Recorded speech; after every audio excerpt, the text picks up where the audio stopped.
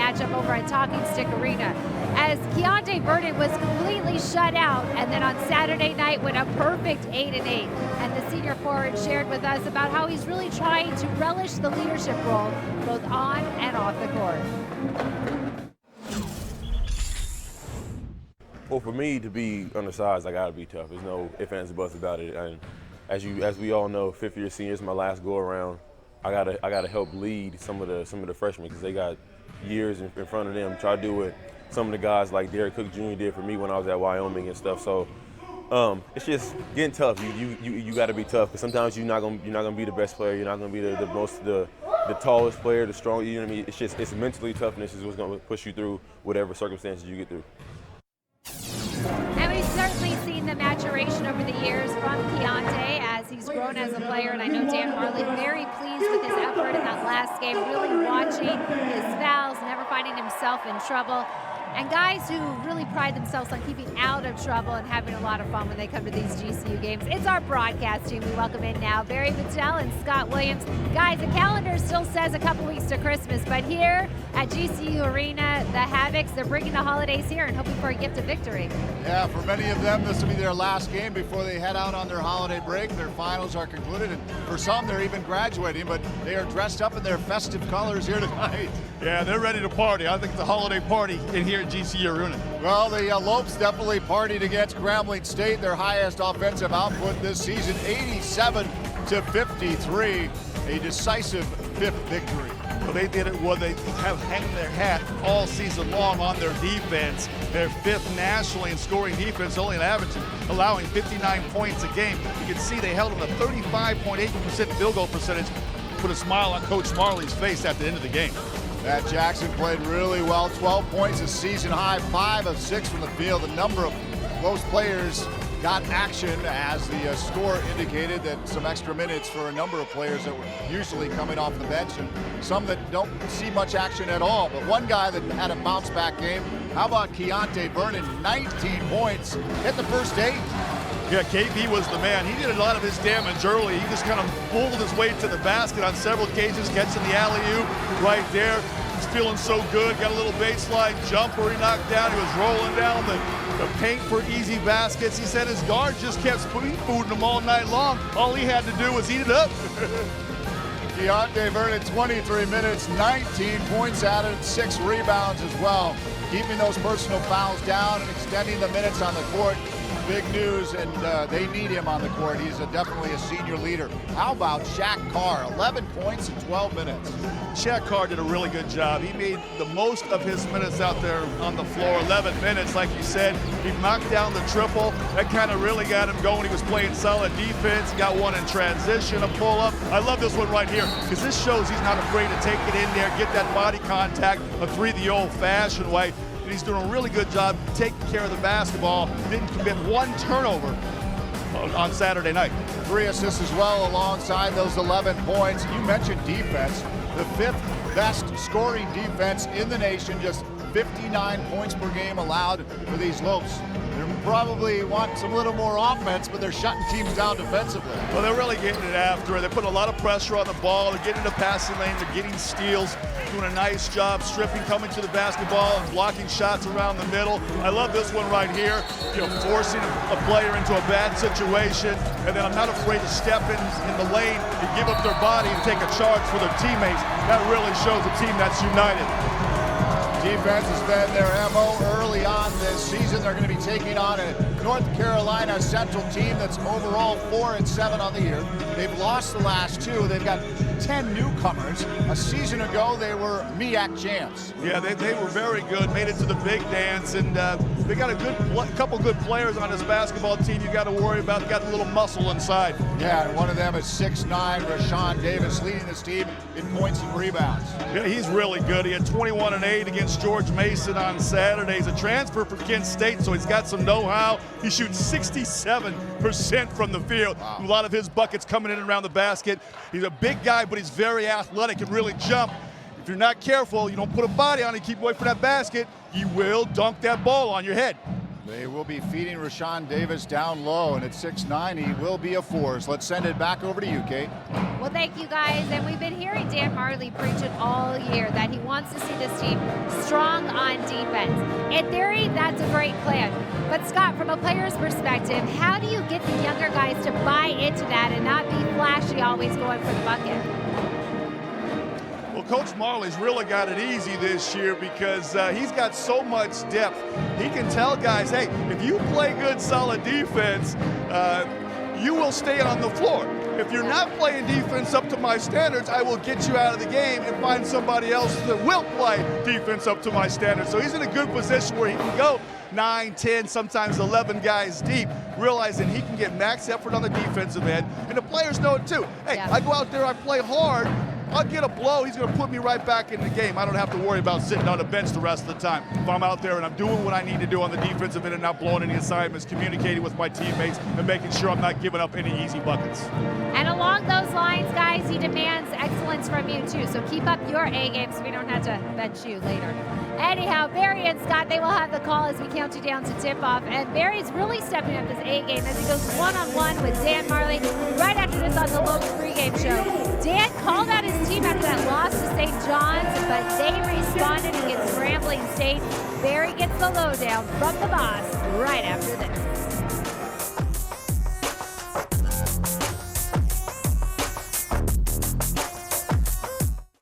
My name is Anthony Perez, and I earned my master's in education at Grand Canyon University. I feel that the degree program at GCU definitely got me ready and prepared me to be an agent of change so that way I can lead my classroom to find innovative ways of solving the problems in education in the state of Arizona. Grand Canyon University definitely has a vibrant campus that has many resources that are accessible. Find your purpose at Grand Canyon University. Private, Christian, affordable. Visit gcu.edu. I'm Mary. I am a sophomore at GCU and I'm studying biomedical engineering. GCU is definitely preparing me for the next chapter in my life. Biomedical engineering is not easy. We are able to interact with the doctors and provide the tools they need to be successful. I want to be able to start my own company and create the crazy technologies that the doctors are using, and that way when I see them, like, that's my product right there. Find your purpose at Grand Canyon University.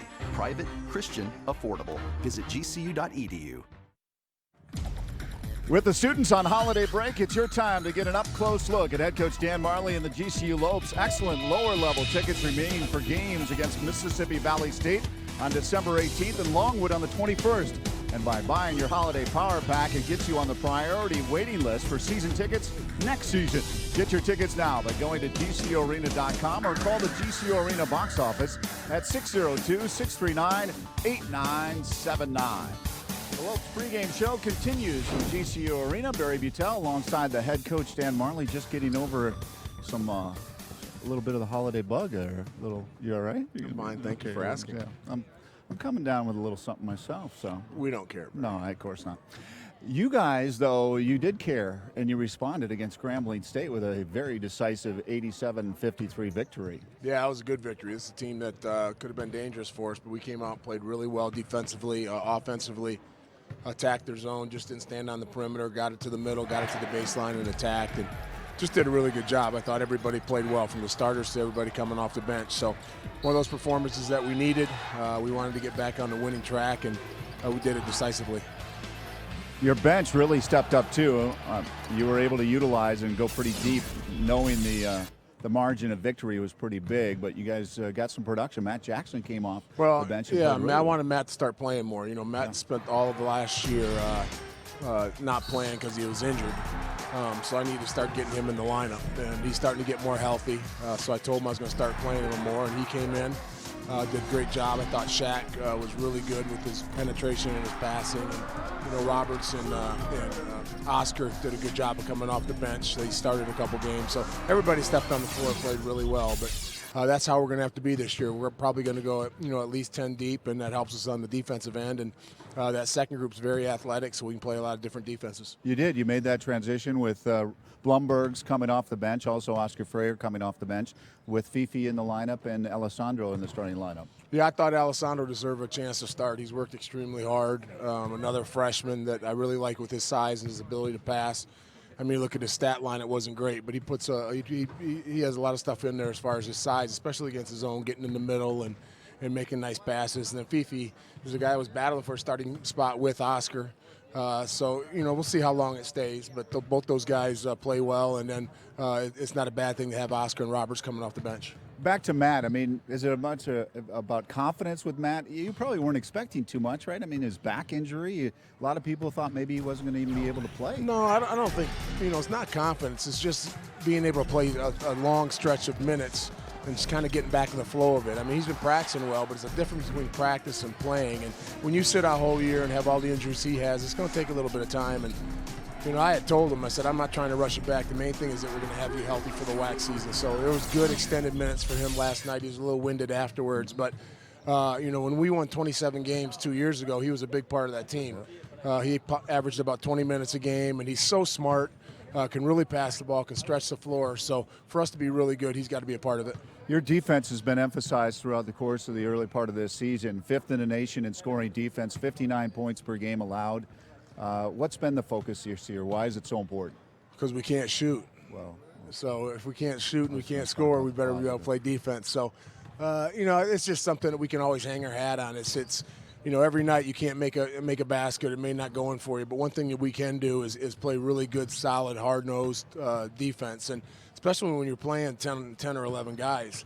My first couple of years here, we didn't really have the talent to go very deep into the bench. So guys were kind of allowed not to play defense because they knew they couldn't come out of the game. But here we got enough guys that they know that our first priority is to play defense, to play extremely hard. We got great size this year. We got quickness. We got athleticism. So that allows us to play a lot of different defenses. We have a switching defense, a man-to-man defense. We've actually put in a little bit of a press that I think has helped. All those things help our offense also. Okay, here's an announcer question. How do you overlook 9-1 Boise State?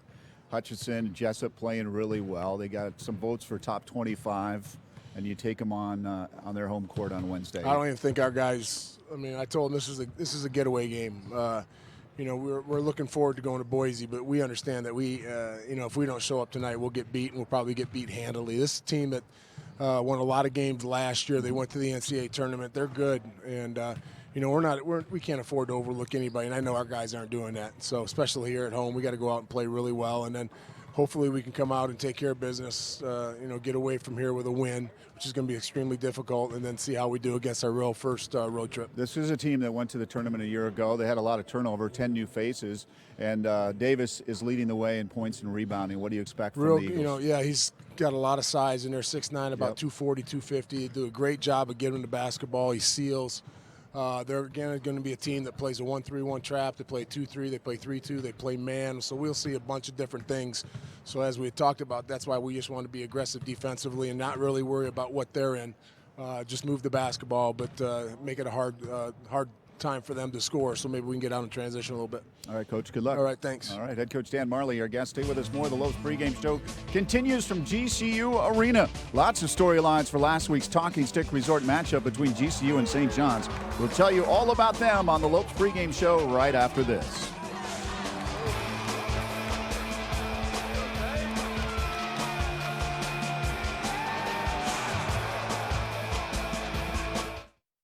Come experience a stay-and-play destination in the heart of Phoenix during the holiday season. GCU Hotel is the perfect in-town getaway with beautiful amenities like the resort-style swimming pool, full-service fitness center, and Canyon 49 Grill, serving up modern American cuisine. Hotel rates from $79 and tea times as low as $20. Book your stay-and-play getaway at gcuhotel.com today.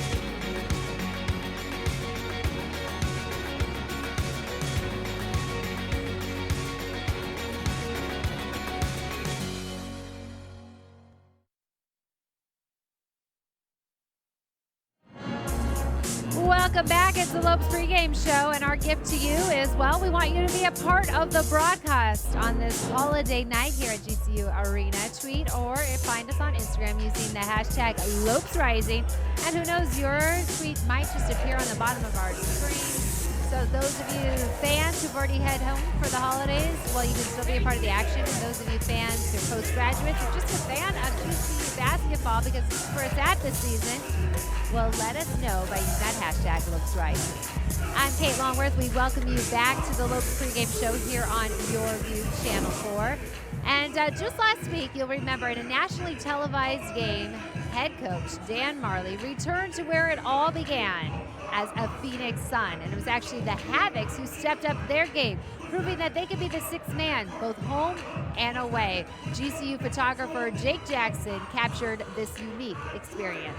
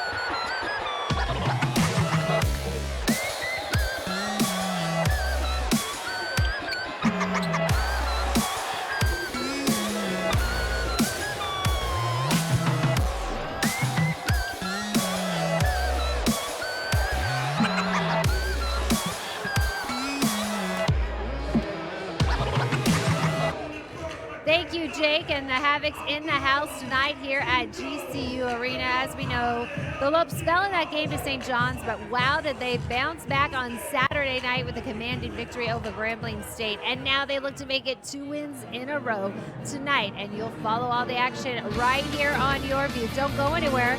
We'll be right back after this with some inside knowledge. That's right, we'll talk to the Lopes insider, Paul Coro, about the change in attitude for the team and going on the road to Boise State. The Lopes pregame show returns right after this.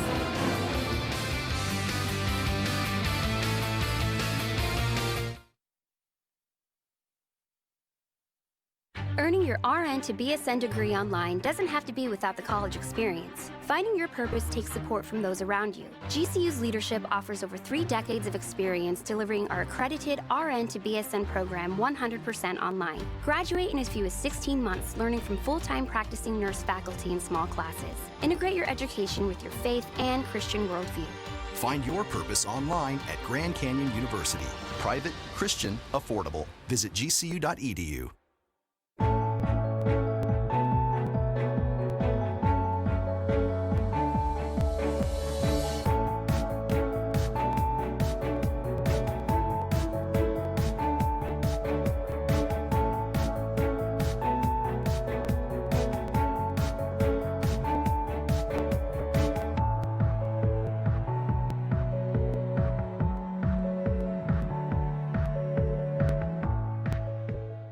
Welcome back. We want to remind you that the GCU women's basketball team heads up the mountain to take on the Lumberjacks of NAU this Thursday. Be sure to come out and root the women back on December 18th, 2 p.m. here at GCU Arena as they host Southern Utah Thunderbirds of the Big Sky Conference.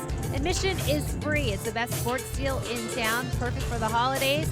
Come out and cheer and support head coach Nicole Powell of the GCU women's basketball team.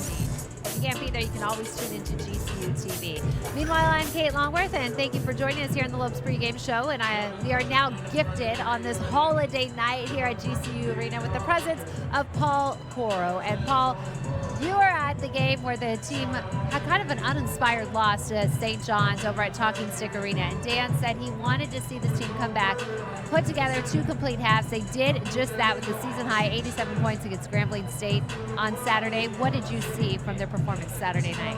Yeah, it was probably their most complete performance on both sides of the ball.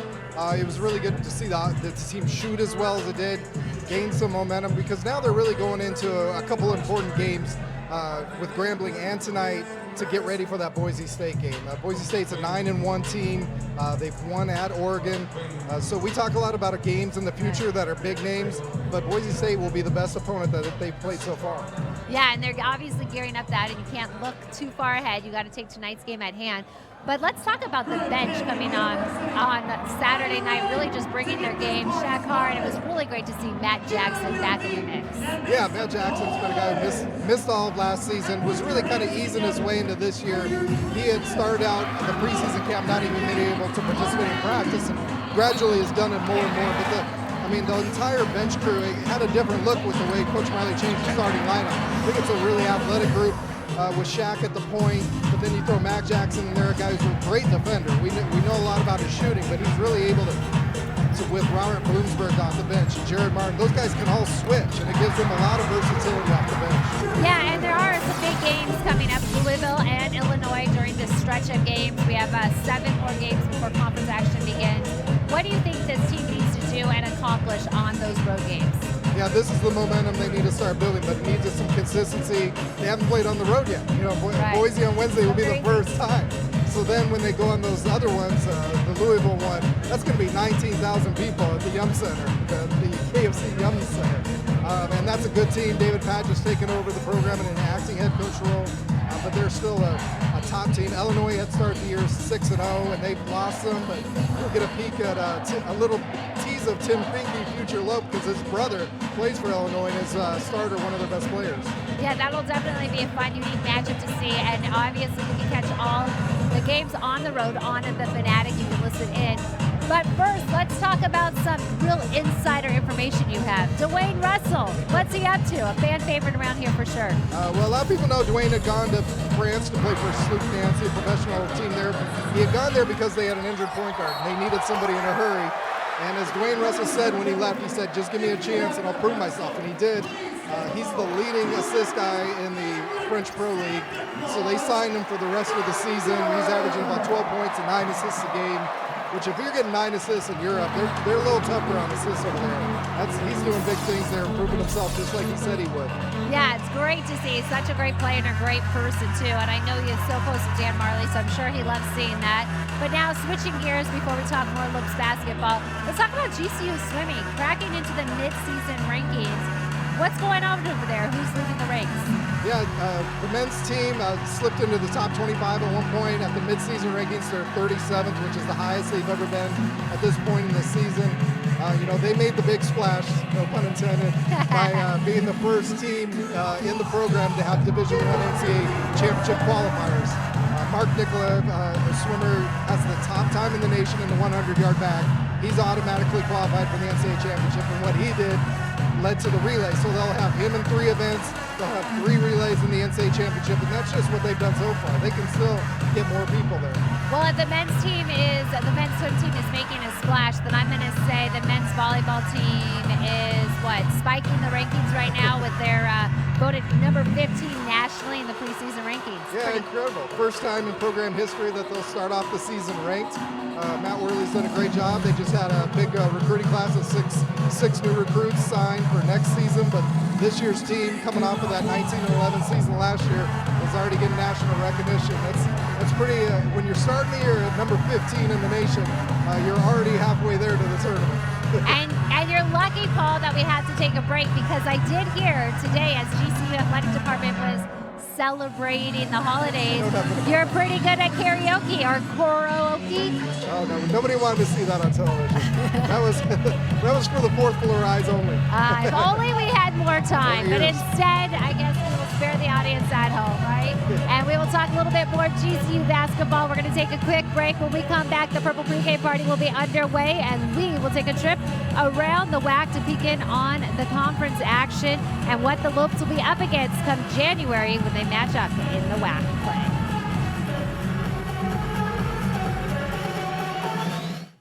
Hey you, are you ready? Grab your pack, grab your tent, grab your gear. Jump in. We're going on an adventure. In Arizona, there's so much to see, so much to experience. At GCU, adventure is never too far away. Offering over 200 academic programs with a Christian worldview and nestled in the heart of Phoenix, you can earn your degree in fewer than 4 years and explore everything Arizona has to offer. Find your purpose at GCU. Private, Christian, affordable. Visit gcu.edu/AZ roadtrip.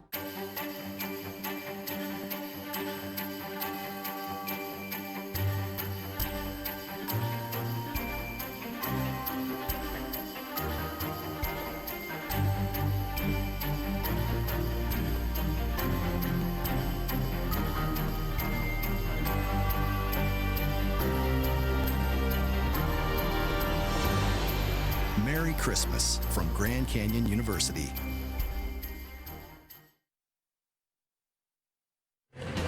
Welcome back. It's the Purple pregame party right behind me, and we are getting you set up for tip-off here at GCU Arena.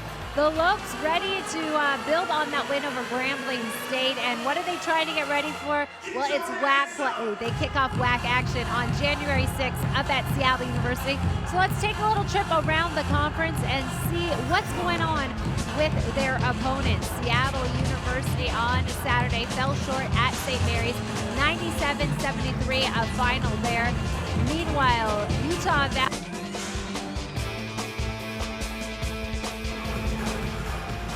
a final there. Cal State Bakersfield, however, victory was theirs on Saturday, 66-55 over Idaho.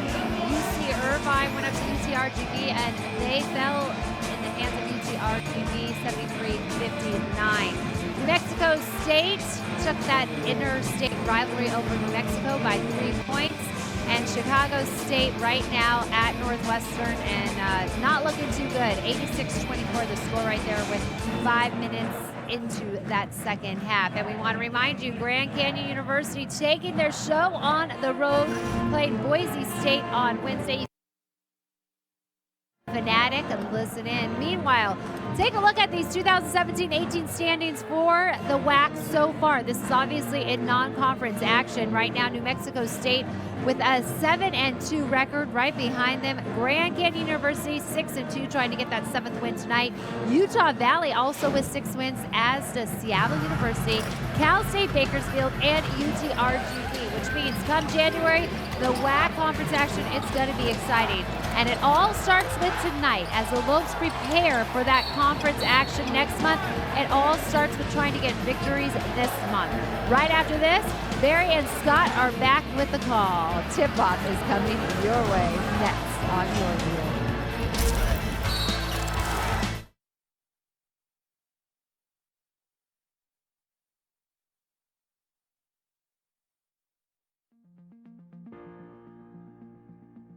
Our company is Comfortpedic Inc. We're a local mattress company here. It's a small family business that my dad started. Now we are providing the dorm mattresses to the most recent dorms here at GCU.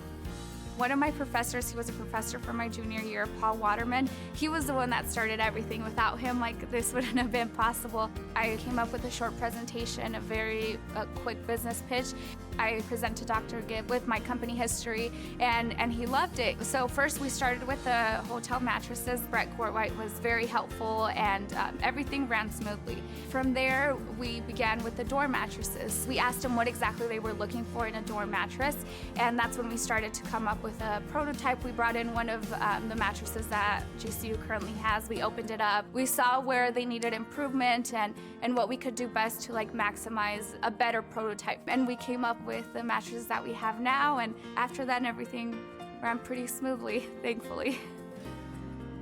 You can see the community thriving along with GCU, and just the fact that GCU was willing to buy locally from a company that's only 10 minutes away, you can tell that they really want the community to grow with them. I'm very proud to say I'm a Lope, and I tell it to everyone, go to GCU, Lopes up. I'm very, very proud.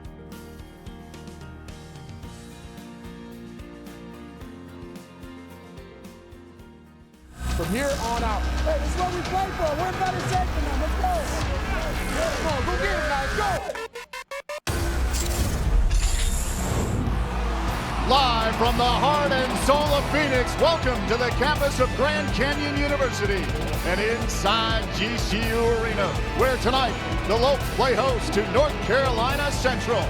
Good evening and welcome to GCU Basketball. Alongside three-time NBA champ Scott Williams, I'm Barry Butel. Kate Longworth will be along in just a moment. Well, the Lopes had a very decisive fifth victory, 87-53 over Grambling State. Did it well on the defensive end. Really took it to the opponent by just really getting after everybody in the passing lane. Grambling State never had a chance to get the ball up the court and get into their offense and get into a rhythm. And Keontae Vernon, what a bounce back game from St. John's.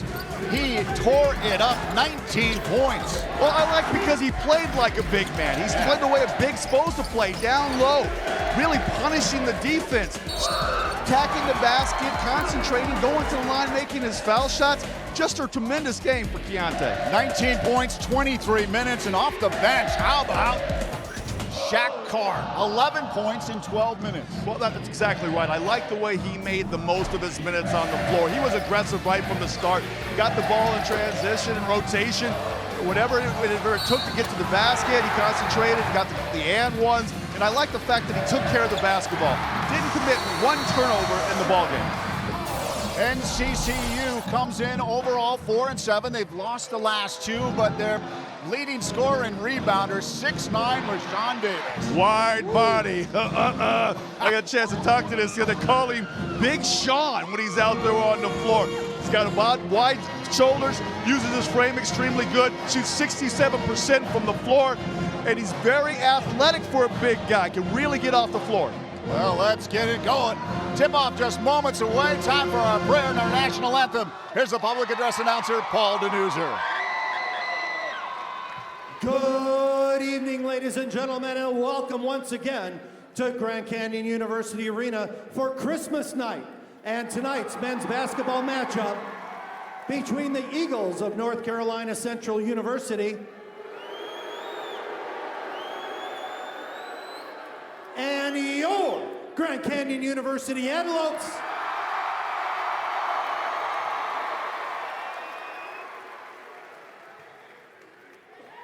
Ladies and gentlemen, at this time, we ask that you all please rise.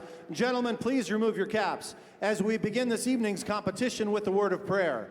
Tonight's prayer is led by Savannah Neat, a freshman majoring in justice studies and a GCU dancer. Let's pray. Dear God, I thank you for bringing together these athletes, fans, and coaches tonight safely. God, I pray for good sportsmanship on the court, and with that, you holding a hand of protection over each athlete. God, I pray that everything done in this arena tonight is done to glorify you, and I say these things in your son's name, amen. Thank you, Savannah. Fans, please remain standing as we now honor America with a singing of the national anthem. The Star-Spangled Banner will be performed this evening by two of our very own, Emma Cordy, a sophomore and worship arts major, and Michaela Nielsen, a junior Christian studies major. Oh, say, can you see by the dawn's early light what so proudly we hailed at the twilight's last gleaming, whose broad stripes and bright stars through the perilous fight o'er the ramparts we watched were so gallantly streaming, and the rocket's red glare, the bombs bursting in air, gave proof through the night that our flag was still there. Oh, say, does that star-spangled banner yet wave o'er the land of the free and the home of the brave? Thank you, Emma Cordy and Michaela Nielsen.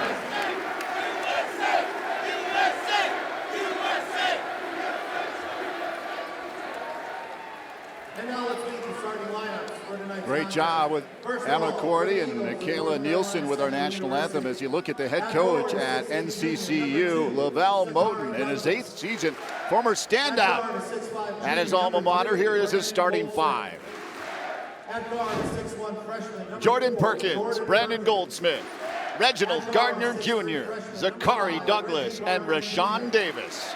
Yeah, we're going to keep our eye on Reggie Gardner Jr. He's a 6'3", 180-pound guard from Bowie, Maryland. He's averaging 12 points per game. He's taken 22 threes this year.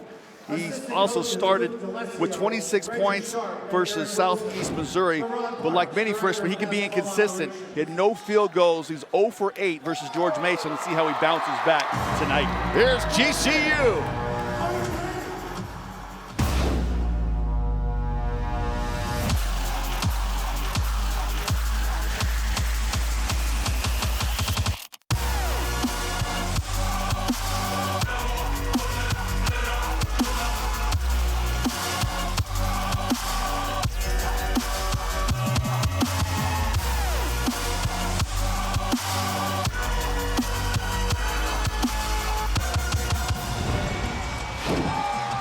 Here are Dan Marley's starting five. Casey Benson, Josh Braun, Fifi Adu, Alessandro Lever, and Giante Vernon.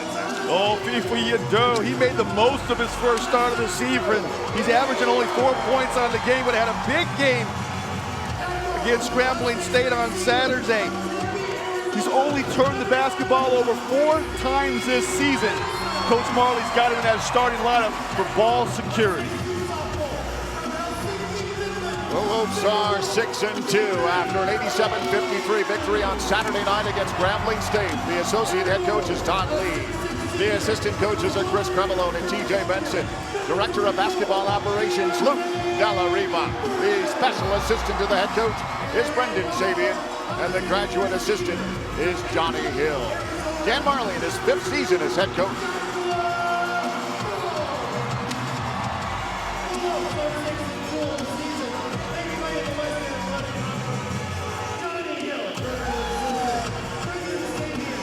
Last game for the students here at GCU before they head out on their Christmas break. Back to Carr once again in the center of the circle.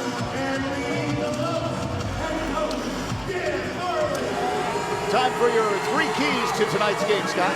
Yeah, straighten up and fly right. It could be get your head right, because you don't want to be thinking about the Broncos on Wednesday. These Eagles will claw you. And this is why we're hot. The Eagles can score the basketball. 76.5 points a game, which is 4 more than the Looks. Do not get into a shootout with this team. Know when to throttle it back, run your sets, and then clip their wings. The Eagles love the long ball. They average 19 threes a game. The Lobes have one of the top 3-point field goal percentages in the nation and #1 in the WAC. What's going to give tonight? Lobes fans remain on their feet till they hit the opening bucket.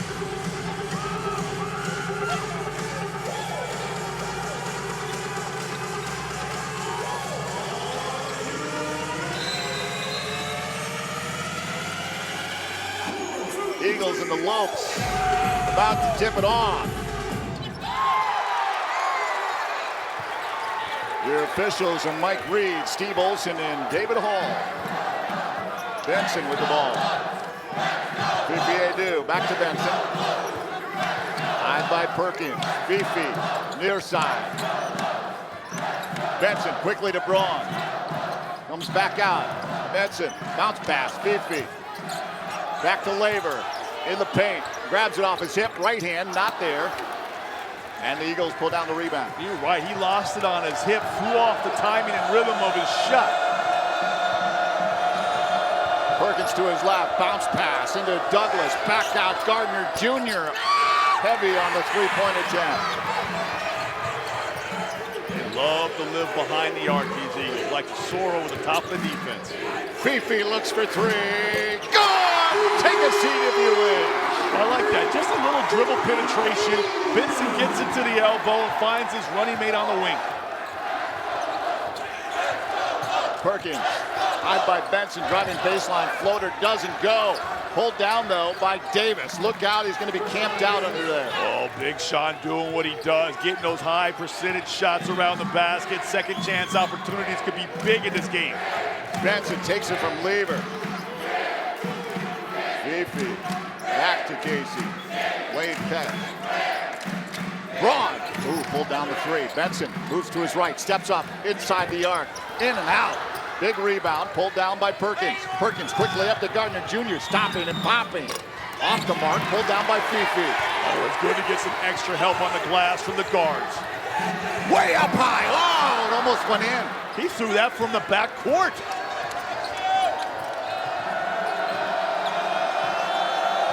Slowing it down. Jordan Perkins from Greensboro, North Carolina, hands it off to Gardner Jr.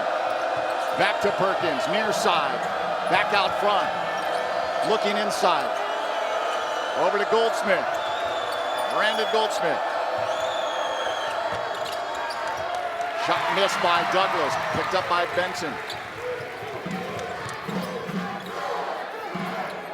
Up tempo early on. Laver, Benson quickly inside. Laver, bounce pass. Oh, almost Vernon had to grab it. Ooh, picked off. Read that one. Here comes Brandon Goldsmith, left-handed in off the glass. Yeah, I was bragging on Adu that he'd only had 4 turnovers on the season, but that was a risky pass across the middle of the defense, about chest high where everybody's hands left. Easy pickoff. Fast pace here early on. Vernon, Benson, bounce pass down to Laver in the post. Loses it. Bad things happen when bigs try to put the ball on the floor amongst the crowd. Got to go up with that shot. He's got 3 or 4 inch advantage over the tallest Eagle player out there. I know that's Big Davis coming over there, but you got him coming in rotation. Go right up to the basket with some power. Eagles on top by 1 early on. In the corner, long distance, and nailing it is Reggie Gardner Jr.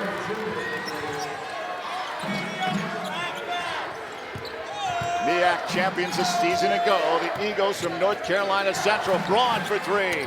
Off the mark. Big rebound. Fifi Adu is going to leave it for Benson. Yeah, those long shots will come off the long side of that rim. They always bounce farther out. Benson, floater. Oh, it doesn't go. Droughts continuing, 2:39. The Lopes haven't scored. Pulled down, up over the top. Vernon, up high. Fifi Adu. Oh, knocked off the ball. What a play by Zachary Douglas. Huge hustle play. Those are the kind of things that go unnoticed on a stat sheet that can really help your team. Just killed two easy opportunity for the Lopes there. Dude's got to be more cautious with the basketball. Vernon got in the way of that pass attempt down to Douglas. Out of bounds, timeout on the floor, and Marley going over to talk to Fifi Adu. 7-0 run for the Eagles after Adu connects on the three-pointer. We'll send it over now to Kate Longworth. All right, thank you guys. I'm joined now by a couple members of the Students Inspiring Students, Student Development and Outreach Program, Dr. Joe Barris and Quinn Van. Guys, thanks so much for being here. And first, could you just explain to us exactly what Students Inspiring Students program is all about here at GCU? The Students Inspiring Students Scholarship is part of the GCU Learning Lounge. This is a way for a high school senior with a 3.5 GPA, putting in 100 hours at the Learning Lounge to get a scholarship to GCU, and that's a 4-year free tuition scholarship. It's absolutely incredible. And why is this program so important for the young students and the future of our community? At Grand Canyon, we are committed to social responsibility and giving back to our community. These are great, hardworking families and students, and this is our way to say thank you and be a part of our community. And Quinn, you're one of those students. What did the scholarship mean to you and your family? I mean, it means everything. For my family, you know, as the first generation of college, you know, I'm going to college. This scholarship allows me to go to college, and it allows me to actually inspire the rest of my family. You know, 21 of my cousins allowed, you know, actually give them the opportunity to actually go to college. I can actually teach them how to go to college and show them the way to college because I'm in it. That's so awesome. Yeah. And what are you majoring in? I'm currently a mechanical engineer. I also have an emphasis in pre-medicine. So my plan is that I plan on taking engineering into med school. So it's a different path, but I'm hoping I can make it. Well, we wish you the best of luck. Congratulations, and thank you for everything that Students Inspiring Students do, guys. Thank you. Awesome. Engineering into med school. Wow. I didn't think there'd be somebody that would duplicate my pack. Yeah, me too. Incredible. Students inspiring students. They give back. It's tutoring in the learning lounge. And more often than not, you hear about first generation college. Yes, just come on campus. That's awesome. It can happen.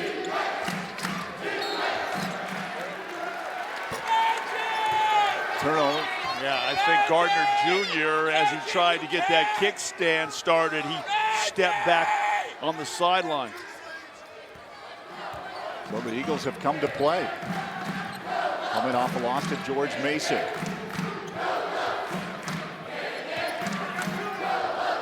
Benson.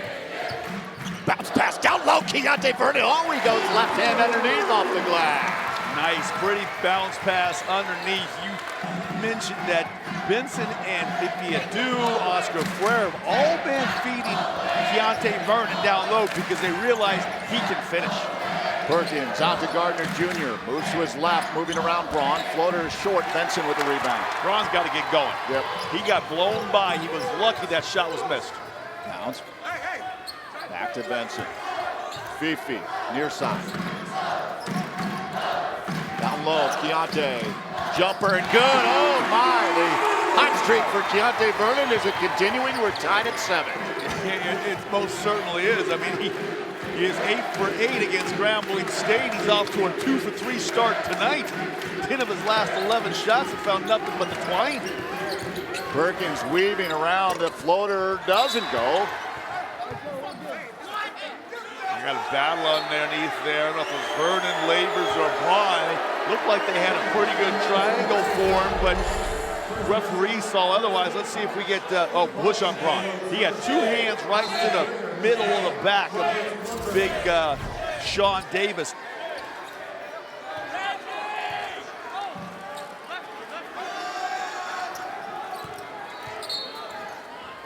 Inbound from Alston Jones in the game.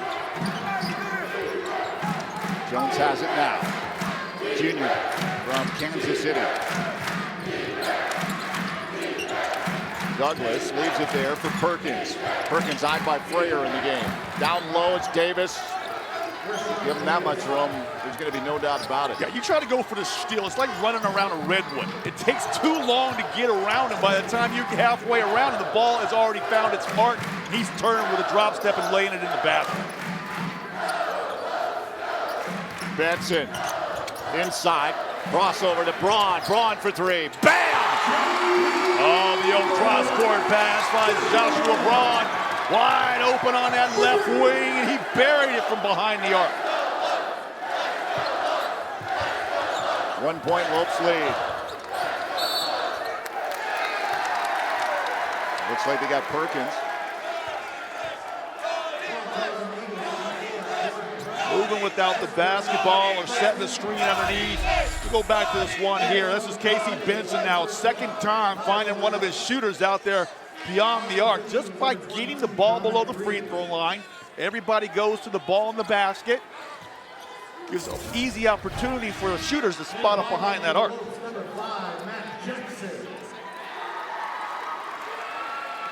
Matt Jackson in for Keontae Vernon. Davis sat down. Dominic Reed stepped in for him for the Eagles. Matt Jackson played really good on Saturday. He's had a bit of a bad back. Talking to the head athletic trainer before the basketball game, said he was feeling no effects. He was ready to go. Braun a long 3. Short. Blumberg's in the game. Reaches up over the top. Perkins and pulls that down. Blumberg's muscling right hand, not there. Freire climbs up by Reed, out of bounds. Look at these hungry guys off that bench, crashing the boards. Freire and Blumberg's doing a number on the offensive glass. There it is, one more time. Crashing, he tries to bang down low, doesn't quite get it to go. Freire's up, he almost had it, but he stepped on it with his sneakers, and it went out of bounds on it. He was a little frustrated, slapped the floor. But the more you go, the more you get. Fire in for Benson.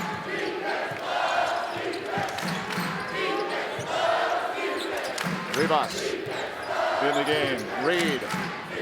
Alston Jones. Makes its way in. Nice move by Jones. He's got this real heavy hesitation with the dribble, pulls it way out, away from his body. He normally wouldn't teach that, but it throws the defense long enough for him to get into his move and get inside that painted area. He ended up with an 8-foot shot. Carr battling Jones, moves to his left, back out Blumbergs, pulls down, drives into the paint, floater up high, drops. Blumbergs on the board. He's got a nice skill set. He lost his starting job. He hasn't pouted, hasn't hung his head at all. He's come out here tonight very aggressive, looking at that basket. Seesaw lead changes 12-11 now in favor of GCU. Reed inside, trying to feed Pablo Rivas. Yeah, another time on that back pick. They're trying to set a pick up high, get the cutter going back door to the basket. They're just not getting their feet set, allowing the defender to get to his feet set before they make their move. Look at this one more time. So he's making his move while the pick is still coming. That's going to be a pick. That's going to be a foul every time. Gotta let your guy that's going to set a pick for you get his feet set, then use the screen. Freyer. Waves for Carr. I like Freyer coming to the middle on that zone press. He can do some damage if he catches that wheels to the basket. Carr. Jared Martin up high. Oscar Freyer! Wow, nice design play to attack the backside of that zone defense. They never saw it coming. And a nice pass there by Jared Martin. Perkins. Gardner Jr. Jones driving, bounce pass. Picked up by Gardner. Put it on the ground at Perkins, back out. Reed driving, trying to go by Matt Jackson and does. Well, they are attacking inside. Back-to-back baskets going right to the hole. Lopes finding themselves in a real dogfight with these Eagles are scratching and clawing early in his first half.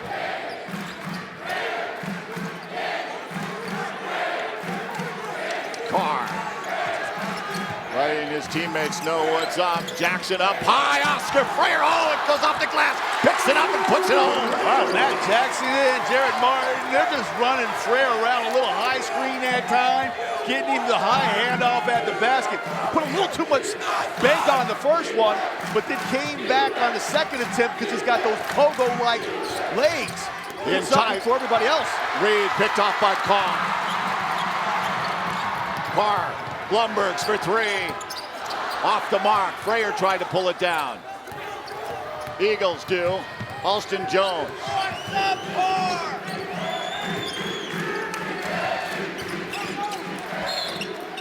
Again to the hole. Eagles just putting their heads down and attacking the basket. Timeout on the floor. The Lopes on top by three. 10:21 to go. Opening half. Leave it right here.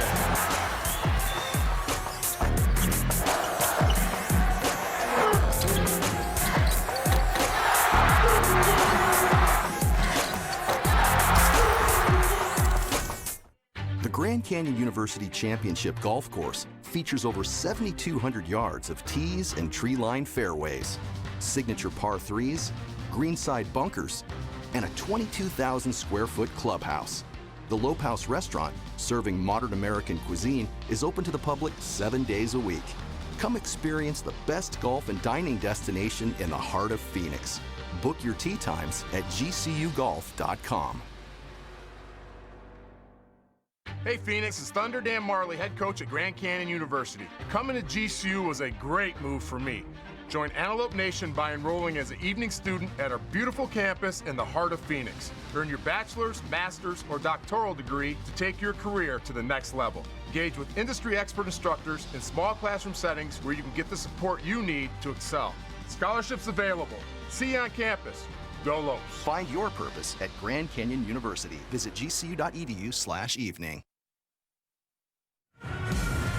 'Tis the season here inside GCU Arena, but it's also finals time, and after finals, well, students get to go home and spend the holidays with their families. So if you are already home for the holidays, you can still be a part of the happiness that is inside GCU Arena right now by joining us on social media using the hashtag #LopesRising. You can be a part of our broadcast. You see right now those tweets rolling on the bottom of the screen. Those tweets could belong to you. So if you're at home right now, your phone is in your hand. We know it. So jump on Instagram, Twitter, and be a part of the broadcast. 6 assists on 7 field goals for the Lopes. They lead it 16-13. Going to line with Reggie Gardner Jr., an 88% free throw shooter. Yeah, the Eagles got 2 assists on 6 baskets, but they've been really putting the ball down and driving it to the hole. So not quite as good as assists, but certainly just as effective when you're getting in close shots.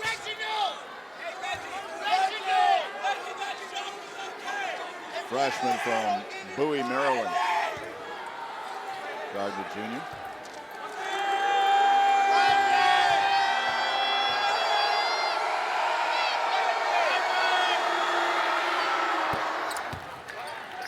Spend money pretty much from the free throw line for the Eagles. Lead is now 1. Blumberg's near side. Cross court, Martin leaves for Carr. All right, there by Alston Jones. Carr to his left. Tried to drive, pulled back. Over to Blumberg's, open for 3. Bam! Blumberg's!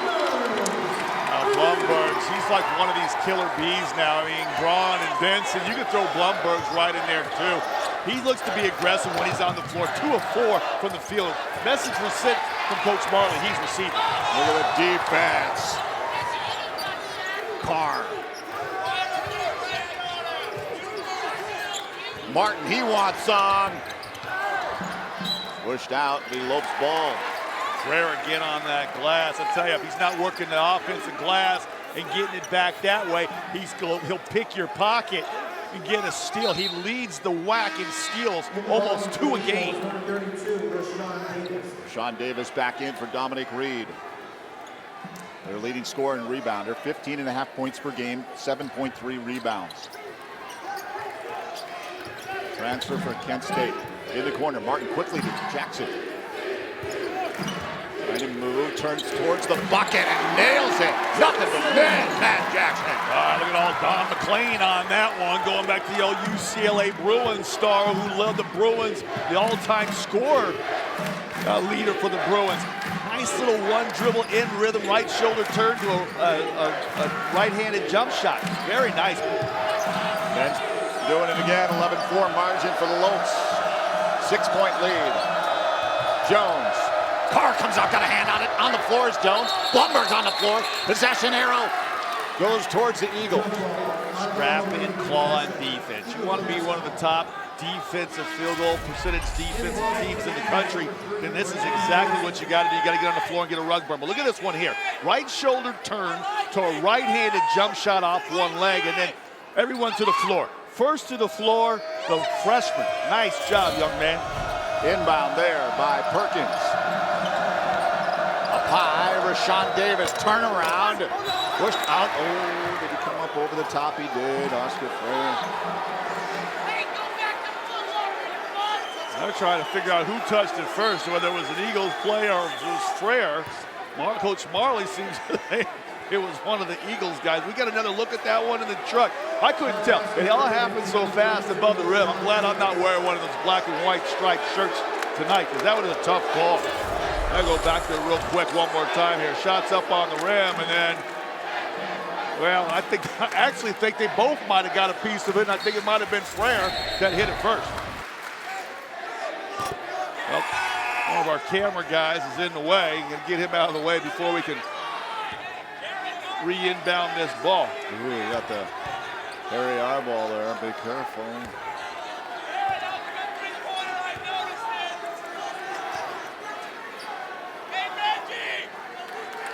.8:47 to go, opening half. Into Martin. Blumberg. Carr surveying the court, looking back at Coach Marley. Well, the Eagles have done their homework on the Lopes. They realize the zone defense to slow down the Lopes attack, and they've been playing a heavy dose of it here in the first half. 5 on the shot clock. Blumberg's open for 3. Off the mark to the left. Big rebound. Oh, that should have been reset. No, I don't think it hit the rim. It didn't hit the rim? He shot it, it looked like it might have hit the rim, but actually flew all the way across the rim and hit the backboard and came off. Now, you be the judge here. My eyes aren't so good, but it looks to me like it hit about a foot on the right side of the backboard down low and came off. Good call. Perkins leaves it there for Gardner Jr. Moving the ball around. Rivas. Back over there for Perkins. I got Frere down there trying to hold off Big Davis. Good luck. That's like wrestling one of those saltwater Australian crocodiles. That's a tough task for one man. You better go ahead and just play. Put two guys on him, put one in front and one behind. Frere comes out with 2 personal fouls. Josh Braun in. We're gonna get that little back pick. He gets switched on to Davis. He don't want no part of Big Davis down there. He just puts his backside, rides Davis 7 feet away from the basket. Oh, nice feed. Davis climbs in and cleans it up. Oh, nice job there. Got a nice pick. Rivas almost had the easy bunny, but anything that comes off that rim, if you haven't got a body on Davis, he will finish. He is now back to 2 for the Lopes. The Eagles 5 of their last 7 from the field. Hoop and a harm for Carr. He's like a mini big man. Shaq Carr put some time in the weight room. Doesn't look like he got bulging muscles, but he's got a lot of strength. When he goes to the hole and gets that contact, generally, he's able to finish off the play. 13-4, the Lopes bench over the Eagles. So glad they could tune in. Barry and Scott with you, Kate alongside as well. A great game here at GCU Arena. Keontae Vernon once again playing real well early on. Well, I like when he's aggressive and he lets the game come to him. Not outside there hunting his shot. He goes to the basket. He gets himself a block shot early. Generally, his defense powers his offense. Love that one underneath. And then you get the ball in rotation. If Big Davis is going to give you 6 feet to shoot, go ahead and take a look at it. He's got it going right now and clicking on all cylinders. After that 2 for 3 start, follow up that with an 8 for 8 performance against Grambling State.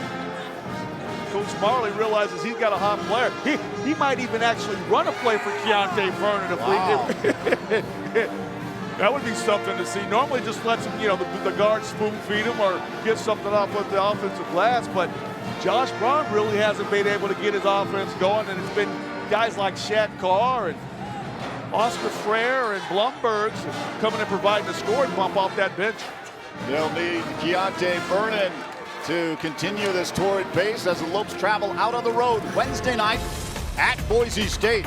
The Broncos 9-1, the Mountain West Conference, 5-game winning streak. They'll have 4 days rest until they face the Lopes. Chandler Hutchinson, 4 double-doubles on the season.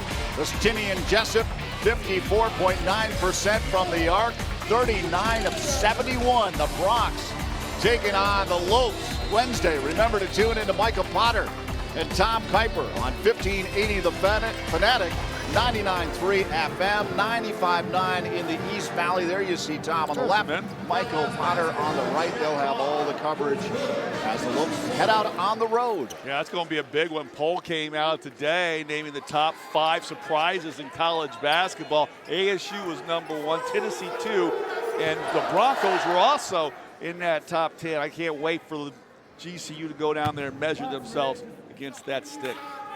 Great basketball in the state of Arizona. Congratulations to all the teams. Carr, 3 points, 2 assists in just 5 minutes. Little press. Gardner Jr. Carr.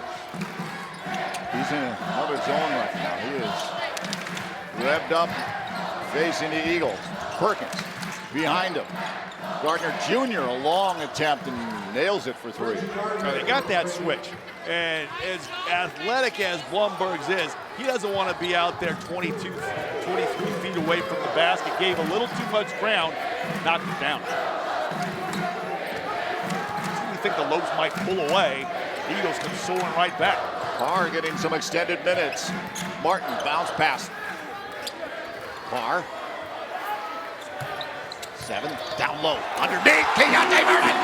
Well, that's a lovely play by both Shaq Carr and Keontae Vernon because As Shaq Carr drives to the basket, Keontae Vernon does not stay out on that short porch.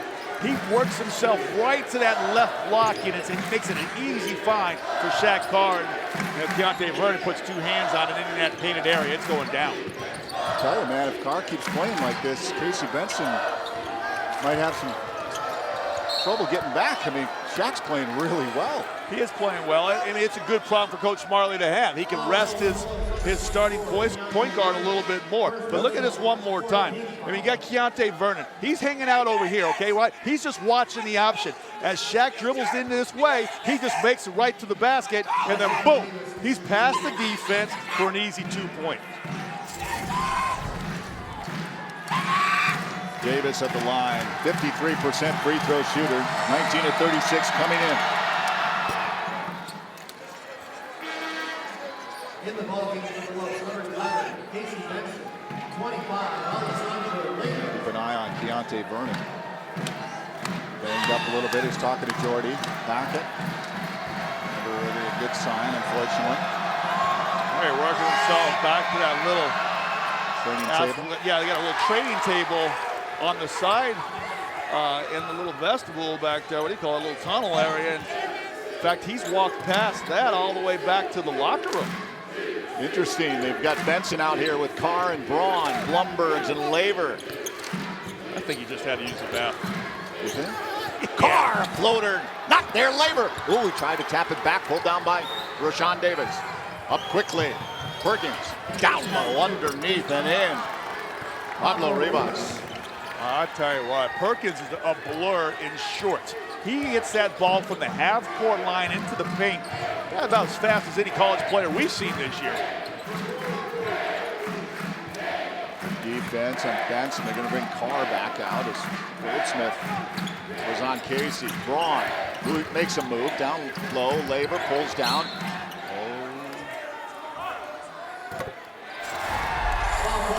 Look at this one more time. There's Perkins. I mean, one dribble, 2 dribbles max, and he's got the ball over to Rivas, and he's laying it in the bucket. That's a whole. If you can't get your defense set, it makes it extremely tough to get stops. BPA do in the game. Blumbergs takes a seat. Perkins already with 4 assists in this game. Benson. Carr moves right, Fifi. Laver down low, Braun off the glass and in. Tell you, I like these freshmen. These freshmen big. When they catch that ball in the low of the high post, they are very skilled passers from that position, even with men around them. A lot better with the ball. Goldsmith. Ooh, tipped out. Fifi tried to sell it. Fifi's got extremely long arms for a person of his size. I mean, he's got the arms of a guy who's about 6'7", 6'9". So he gets a lot of deflections when he's out there on the floor. He was trying to say, I hit it. Yeah, I hit it. But then he hit it after I hit it. The rest weren't buying it. Travel. Perkins.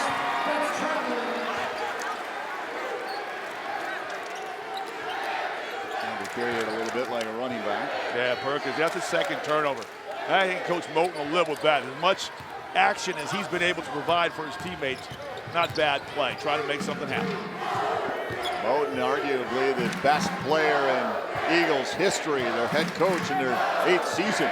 He earned the nickname Poetry in Moten. What do you play?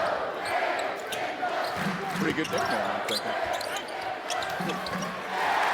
Braun off the glass. No reaction from you. Poetry in Moten, I said. Oh, I like that. Yeah. I was more concentrating on that set right there, and that was a beautiful thing. You got to talk about nicknames. How about the mayor getting in on the action tonight? Nice to see Josh Braun finally get himself a couple buckets inside. He can shoot the 3, but I love when he mixes the 3 and the 2. One more time on this one here. Just a nice drive to the baseline there. The defense came to the basketball, and they both kind of relaxed. They parted, and Braun was able to step right through that crease, get the ball up off the glass. He couldn't believe how fortunate he was. He said, I'm swallowed up in a sea of jerseys, and all the next thing you know, it just parted open nicely for him. Fifi, personal foul there. Elbow. Davis underneath. Davis has to turn around. Carr got a hand on it. 16 fouls, so just baseline out of bounds, and when we come back when Davis catches that ball, doesn't it just look like a grapefruit or a tennis ball in his hand? The play just gets swallowed up by both those big mitts he's got. 3:50 on the clock. Lead is 5 for the Lopes here in the opening half. Stay with us on your review.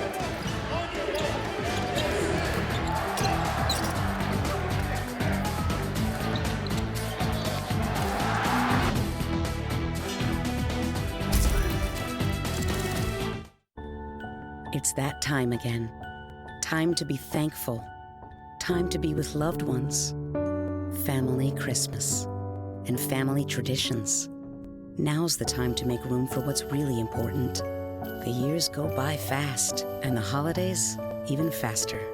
This is your season. Seize it. GCU's online degree program puts you first, so you can make the most of your time.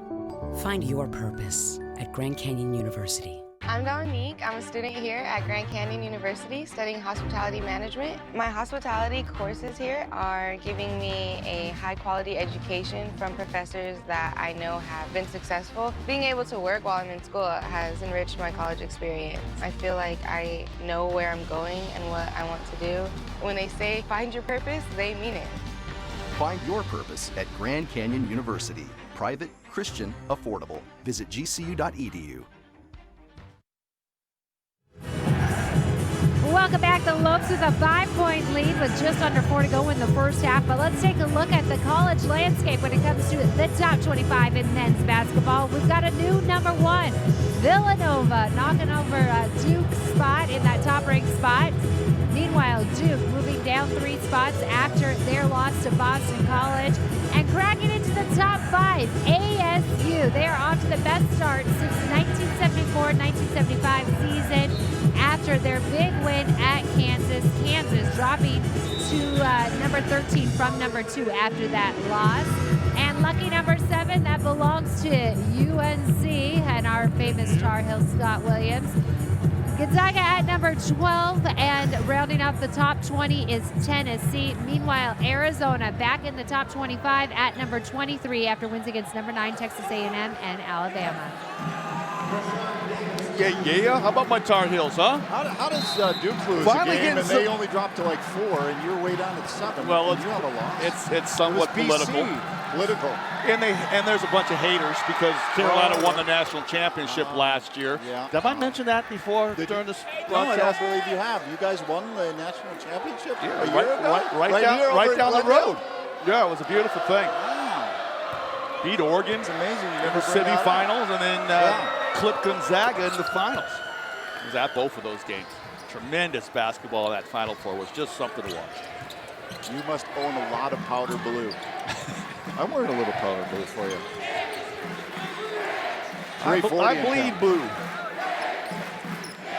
And a little purple, huh? Little purple. Absolutely. Little purple. All right. Always a little purple in the wardrobe. Off the foot. Brandon Goldsmith. GCU has 9 assists. The Eagles with 4. Points in the paint. 18-14 the margin for GCU. If you look at the head coach, Lavelle Moten. You chatted with Lavelle before the game? Yeah, I got a chance to talk to Coach Moten. He came over and said he used to watch me when I was in college at North Carolina. When he was a little kid? Fifi Adu!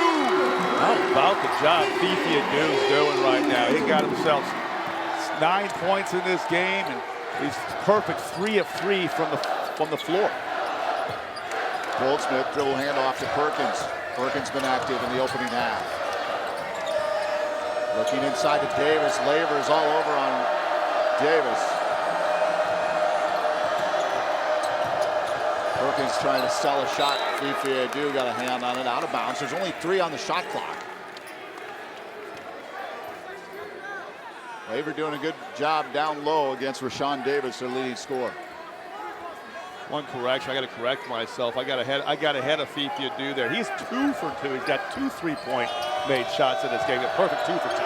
Quick turnaround, short, rebound is up, and Benson as the shot by Pablo Ribas Misses. Love the way Benson's always got his eyes up, looking down floor when he's bringing the ball up the court. 5 rebounds for Benson. Braun, back to Casey. Casey to his right. Fifi down low in the corner. Back Jackson, he wants 3. So up high is Braun. Oh, it didn't go. Fighting after it. Jump ball, possession Lopes. Braun was able to sneak along that baseline, and he had to hang a little bit longer than he could to get a clean look at the tap for the putback, but he was able to get enough of it to keep it alive. Jackson, back to Benson. That's going to bring it out to Fifi. Nice. Set up the zone offense. The Eagles haven't scored in 3 minutes, 25 seconds. Fifi adieu, heavy rebound pulled down by the Eagles. Gardner Jr. up for Perkins. Perkins down low. Takes it back from Goldsmith. Perkins behind him. Long distance Rivas. Big rebound. Jackson's there. Under 2 to go. Opening half. Benson. Ooh. That's a good foul. Benson's got a head of steam going. Go ahead and foul him out here north of the 3-point line. Side out of bounds. No damage done. Now you got a chance to get back into your zone defense. Heady play by that young man. Gardner Jr., I don't know, man. I thought Brandon Goldsmith put a muscle into him, and Gardner Jr. got called. It was quite the collision. Fifi back to Benson. Benson driving floater. Hits that front rim and crawls over. First points for Casey. Well, you know, Casey Benson's one of these lefties that loves to drive right. And when he gets a head of steam going to his right, which you would think would be his weak hand, but it's really the hand he prefers to drive to go into the basket. Very good at finishing. Goldsmith with the floater. That doesn't go. Pulled down by Braun. Benson. Labor. Back to Casey.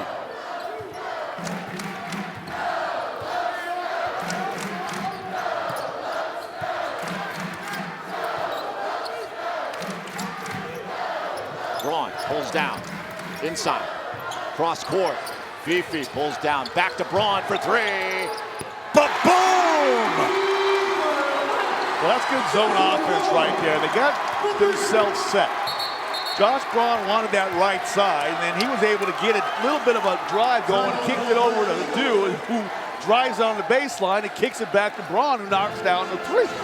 8-0 run for GCU in the last 2 minutes, 37 seconds. I talk about all the assists. That's Braun. He wanted to be on that right side. He switched with a dude, he gets it over to a dude, and then he loves the spot up on that left wing. So just taking the time to operate the zone defense out of the spots they're accustomed to on the practice court led to a 3 points and an 8-0 run. 38.3 seconds remain. Lopes have opened up a 38-27 advantage. Game that was going back and forth earlier. Yeah. Braun's got 10. This was a 30-27 game coming out of that timeout, and like we've seen time and time before, the Lopes do a nice job going on a mini spurt and taking the momentum with them into the locker room. The Eagles scoring drought at 3 minutes, 7 seconds.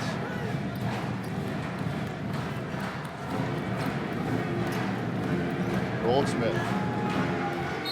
Inbound. Weston Jones. Down low. Foul. And the bucket, Gardner Jr. Can you give an assist to a coach on the stat sheet? Because Coach Moten just coached them up a basket with using that timeout there.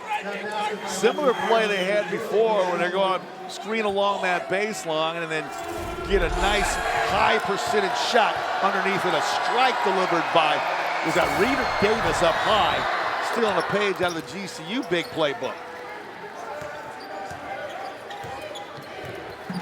Lopes looking for that final shot. Benson.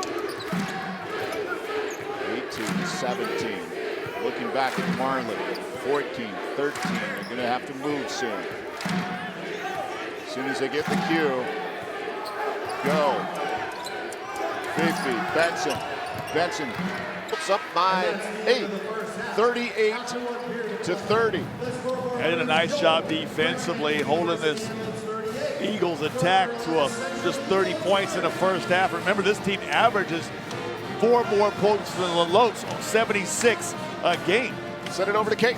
All right, thank you very much, Dan. Some impressive numbers this first half, really working the ball, 11 assists and 5 for 13 from beyond the arc. What do you like so far from the team in the first half? Well, we're doing fine offensively. Our defense is not very good. We're getting messed up on our rotations and giving too many backdoor cuts and layups. I mean, we've been a good defensive team all year long. We're just falling asleep. So, I mean, we can score points, but we got to hang our hat on defense and get some stops. What do you do to go out there to contain, especially Davis? So far, 5 boards, 11 points. Yeah, we just got to do a good job of boxing out and knowing where he's at. Like I said, our focus just hasn't been there defensively. Too many mental mistakes. All right, we wish you the best of luck in the second half. But once again, guys, one thing the Lopes can hang their hat on right now is that bench production. 14 points off the bench. Doing well. Coach Marley's tough. I would just say we had a great job. They were playing defensively. This team's, you know, they hold opponents to 59 points a game, so they're right on their season average. I thought they did a nice job defensively, but when you get a lot of shots at the rim, it just looks worse than it is. 8-point lead for the Lopes over the Eagles from North Carolina Central. Kate will be back with more of our halftime festivities from GCU Arena in Phoenix, Arizona after we take this timeout.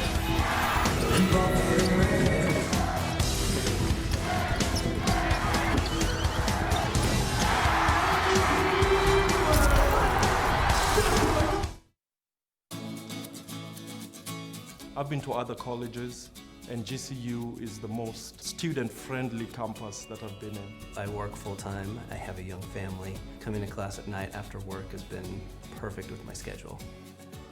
It allows me to still, work a 50 to 60 hour week, but also come to school. I could have gone online, but I like the in-class experience.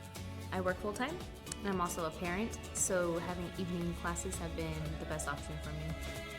Well, my favorite part of the program has definitely been the students and the faculty, especially the students. Our cohort has been really close, and we've become friends even outside of class. We all have a relationship now, and it really helps you get through the program. The professors have all been great. The focus on the individual students is unlike any other campus I've been in. What I've learned throughout my curriculum here at GCU, I've been able to apply on multiple levels. It is one night a week, so it's a lot easier to attend classes, especially since I like the in-person interaction. I know this knowledge is going to help me.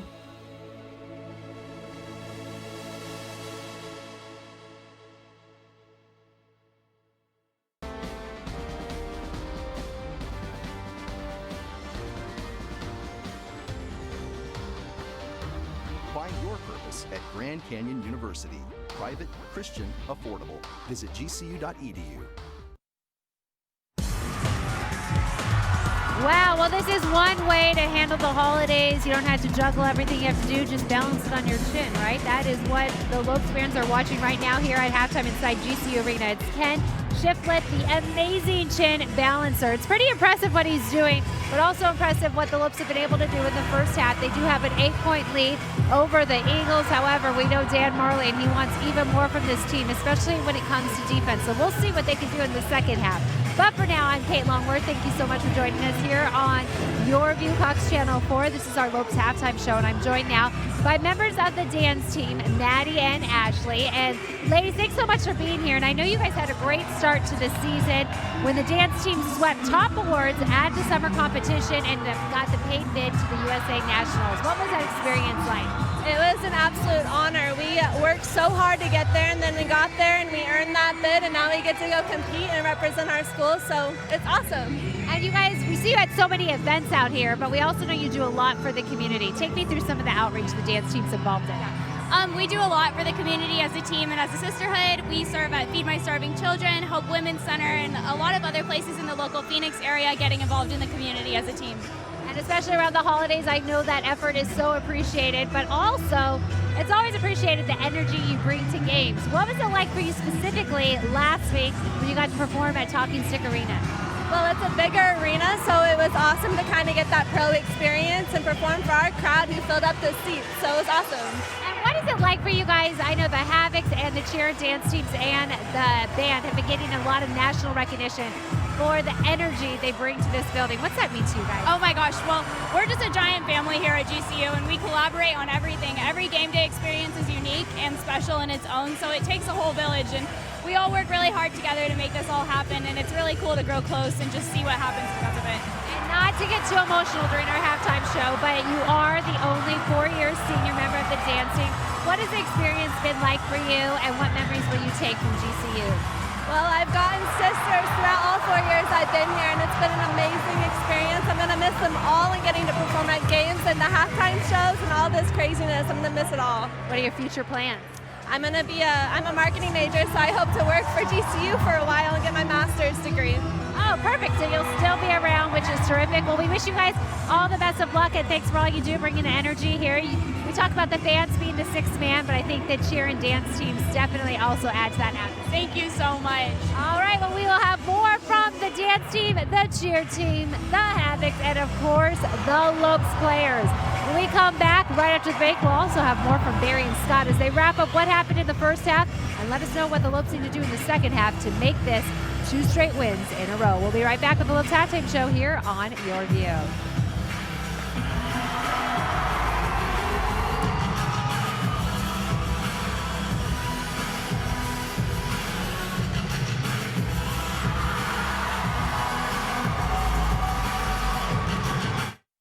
GCU is the university that never sleeps, moving at the speed of light. And now GCU is leading in the area of computer science and IT. With over 200 university degree programs across 9 colleges on campus and online, join the most inventive concept in education today. Fast track options available with courses in cybersecurity, cloud computing, and systems architecture. Find your purpose at Grand Canyon University. Visit gcu.edu/IT. At GCU, earning your degree online doesn't have to be without the college experience. To find your purpose, it takes support from those around you. GCU's leadership offers over 3 decades of experience in delivering real-world degree programs online. GCU's online class size averages less than 17 students with full-time faculty and student advisors. Find your purpose online at Grand Canyon University. Call us today at 855-428-7692. Finding the right college isn't always simple. The choices I make today affect where I'll be tomorrow. That's why I chose Grand Canyon University. Here I'm working toward a greater purpose and a place that feels like home. With scholarships to help me earn my degree, I can graduate in less than 4 years. By attending GCU, Arizona's premier private Christian university, I know I'm not just making the right choice, I'm making the smart choice. Find your purpose at Grand Canyon University. Private, Christian, affordable. Visit gcu.edu. Back live at GCU Arena where the Lopes are on top of the Eagles 38-30. They open it up as it was back and forth for much of that opening half for the Lopes, but they played really well. They did play really well defensively. I thought they did a nice job. I mean, they held them to 47% shooting, which was a little higher than Coach Marley wanted, but they took them out of a lot of their sets. They had to get a lot of hard-working buckets inside. Really did a nice job cutting them off from long range, making them drive into the basket. Only 30 points for the half. That's not too bad. I love the fact that they won the advantage points in the paint. Big Sean was a force down there. Yeah. They were not afraid to tack inside 18-14. Advantage in the points and the paint. And then the bench. I thought that bench was a real lift and was responsible for a lot of those buckets and giving them the momentum back that led them off to that spurt to end the half. Let's take a look at our opening half highlights. Begin with an early Lopes turnover with Brandon Goldsmith taking it home. Lazy pass by Adu, and he was just off and running. Goldsmith wire to wire to the basket. And I love the way Keontae Vernon, he's really had his hard hat and lunch pail on the last couple games. Goes in there, a little reversed action. And then Big Shot, talked about him, can't talk about him enough. He gets that ball down in that paint. He knows how to send it home. Josh Braun got to the party too with a 3-point shot. And I love this one from they got Big Sean, like we got Big O. Nice pick on the weak side there for Blumberg's, and he knocks it down, and he steps outside after the pick, and he knocks down a point that's part of that 14 bench points. Then Big Sean again on underneath.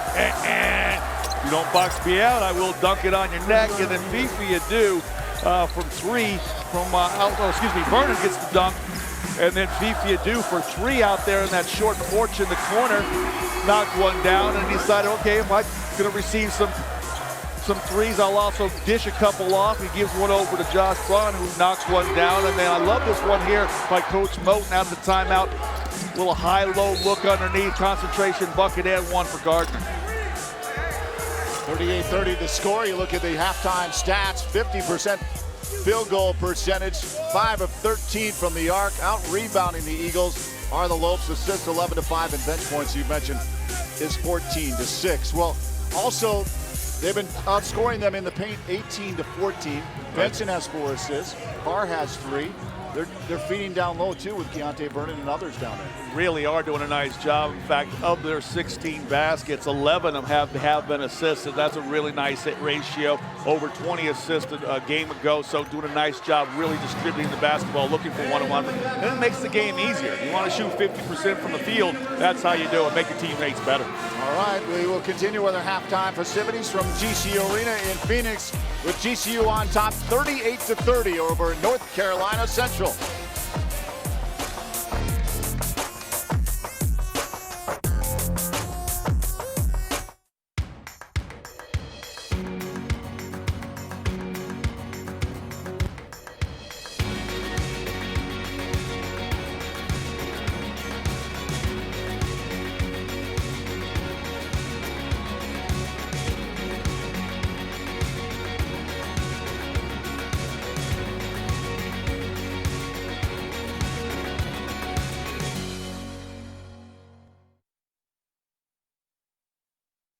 The Grand Canyon University Championship Golf Course features over 7,200 yards of tees and tree-lined fairways, signature par 3s, greenside bunkers, and a 22,000 square foot clubhouse. The Lope House Restaurant, serving modern American cuisine, is open to the public 7 days a week.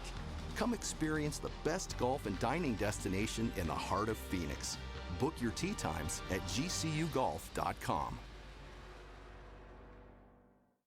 Hey you, are you ready? Grab your pack, grab your tent, grab your gear. Jump in. We're going on an adventure. In Arizona, there's so much to see, so much to experience. At GCU, adventure is never too far away. Offering over 200 academic programs with a Christian worldview and nestled in the heart of Phoenix, you can earn your degree in fewer than 4 years and explore everything Arizona has to offer. Find your purpose at GCU. Private, Christian, affordable. Visit gcu.edu/AZ roadtrip. Welcome back. Second half, it's just about to get underway here at GCU Arena. The Lopes with the 8-point lead at the break. Dan Marley saying his team needs to show up big on defense the second half if they want to put away the Eagles for the victory. GCU looking for a win number 7 on this season, and leading the way for the team, Josh Braun, the mayor, with 10 points to his name. Meanwhile, Keontae and Fifi with 6, and Roberts Blumbergs with 5. Over on the other side, Davis has been hard for the team to contain. Dan Marley talking about how they need to just go out there and box him out. He has 11 points to his name, and Reggie also with 11 points. Then there's 4 players with 2. All right, second half, it's just about to get started, so let's send it over to Barry and Scott to set the stage. Thank you, Kate. Yeah, the mayor, as you call him, Scott, doing well. 10 points in the game, 4 of 7 from the field. Yeah, anytime you're this good on a basketball court and you carry a 4-point-plus GPA, you get the nickname the mayor. And he's not only smart in the classroom, he's smart on the court. He knows how to find opportunities for himself, for his teammates. And I love that one there because that came after they reset the offense and he got to his spot, worked himself over to that right, from the right side to the left, lost the defense, and with all that movement, ball swing. And then I love the one where he had 2 guys on him, but he showed that savvy patience and just took his time and then operated it underneath. It's nice to see him get out with double-digit scoring here in this first half. The Lopes are 10-0 against MEAC teams all time, 2-0 this season, hoping to make it 3-0 against North Carolina Central, hoping to pick up their 6th or 7th victory of the season as they roll into Boise State for their first road game of the season up in Idaho on Wednesday evening. The Broncos are 9-1 on the season. They have won 5 straight. They'll have 4 days rest. Their big win this year, a 73-70 win at Oregon, put an end to the Ducks' longtime home winning streak. Their only loss was to Iowa State, 75-64. So Boise State playing real well. They'll be facing the Lopes Wednesday night. Remember to tune into 1580 AM, 99.3, 95.9 FM with Michael Potter and Tom Kuiper. Ugly sweater. Well, some of those actually look pretty good. I was gonna Christmas say, sweaters. Ours are always ugly. I should lend them some of my sweaters for their ugly sweater night because those look pretty nice. Yeah. I think the 21st, I think, you know, the game right before Christmas, we might have to pull out our Christmas best. Yeah. Oh, you want to do an ugly sweater? Didn't we do Star that last Wars? year? Well, yeah. Yeah. My It's called a stormtroopers. tradition. Yeah. I had the stormtroopers with the candy canes Are you for gonna do that? Are you weapons. Yeah, I can pull that out. Absolutely. Oh, you got like 4 or 5 at home. You gotta, don't you? Gardner Jr. inbounds to Perkins. What was going on with the Havocs right there? They were giving it to the Gardner Jr. They stepped it up for sure.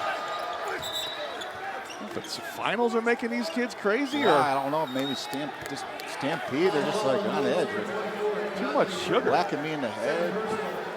Thunder's back there. It's crazy. Val Moulton looking to get his Eagles back into the game, down by 8. Two got away with a tackle. Good grief. 2nd and 7 at the 35. Right? Perkins. Davis looks for the return. Oh man, that was textbook, but he couldn't put it home. Oh, I think Braun might have come over and got a piece of that. Yikes. Just knocked it out of Davis's paw. Braun can't connect, short. Davis sure is not used to someone blocking his dunk at the 10-foot mark. Low, little floater off the glass and in. Rivas. Well, they have done some damage around the basket tonight, and I think that is what's got a scowl on Coach Marley's face. Labor with a floater. Pulled down by Rivas. Eagles coming up flying here to begin the second half. Perkins. Turning that ball over. Uh-oh, Perkins is grabbing the back of his calf. Yikes. That's never good. I don't think I saw any contact there. Let's hope that's just a cramp and this young man can get that worked out. But he goes down. He bumps into Keontae Vernon, but he was already going down in some pain before he even made contact with Vernon. Yeah, he's coming out of this one. They got to get some fluids in that young man and stretch that calf out.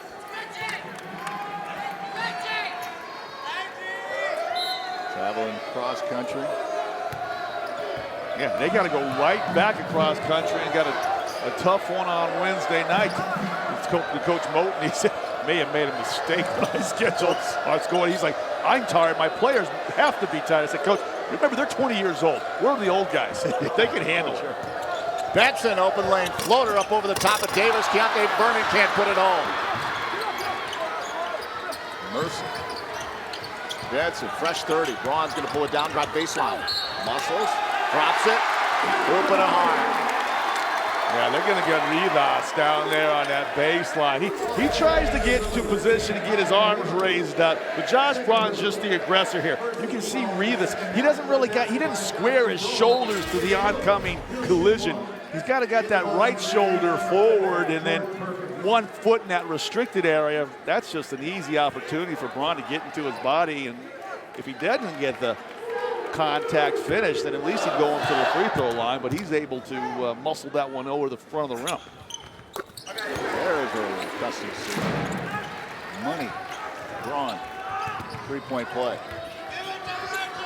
So used to seeing Braun go from anywhere from 18 to 25 points. It's kind of nice to see him getting back into his offensive rhythm.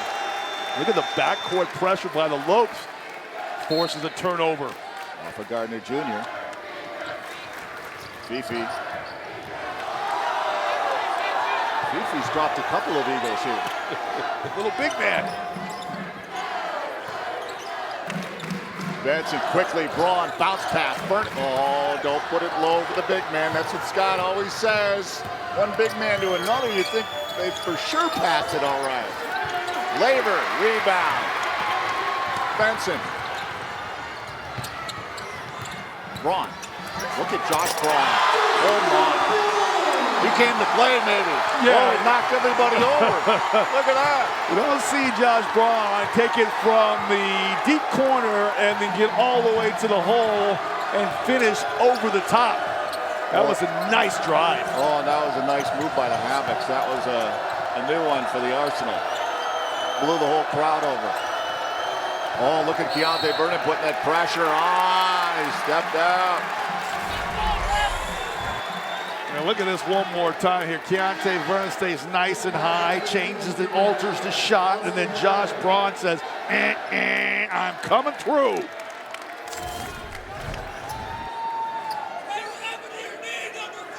I like that last double team too on Davis.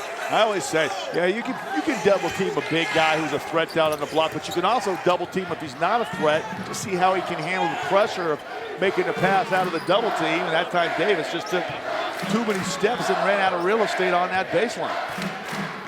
Benson bringing Fifi out inside quickly. Benson for three. Not there. Davis comes up. Ooh, loses it. Vernon came up over, knocked it out. Yeah, be inbound for the Eagles. Rivas. He had two hands on it. There was a player underneath him, so he kind of cocked it behind his head and neck area, and that's what Keontae Vernon said, what, for me? And then he just popped it out of bounds, but they won't get the ball back. Perkins.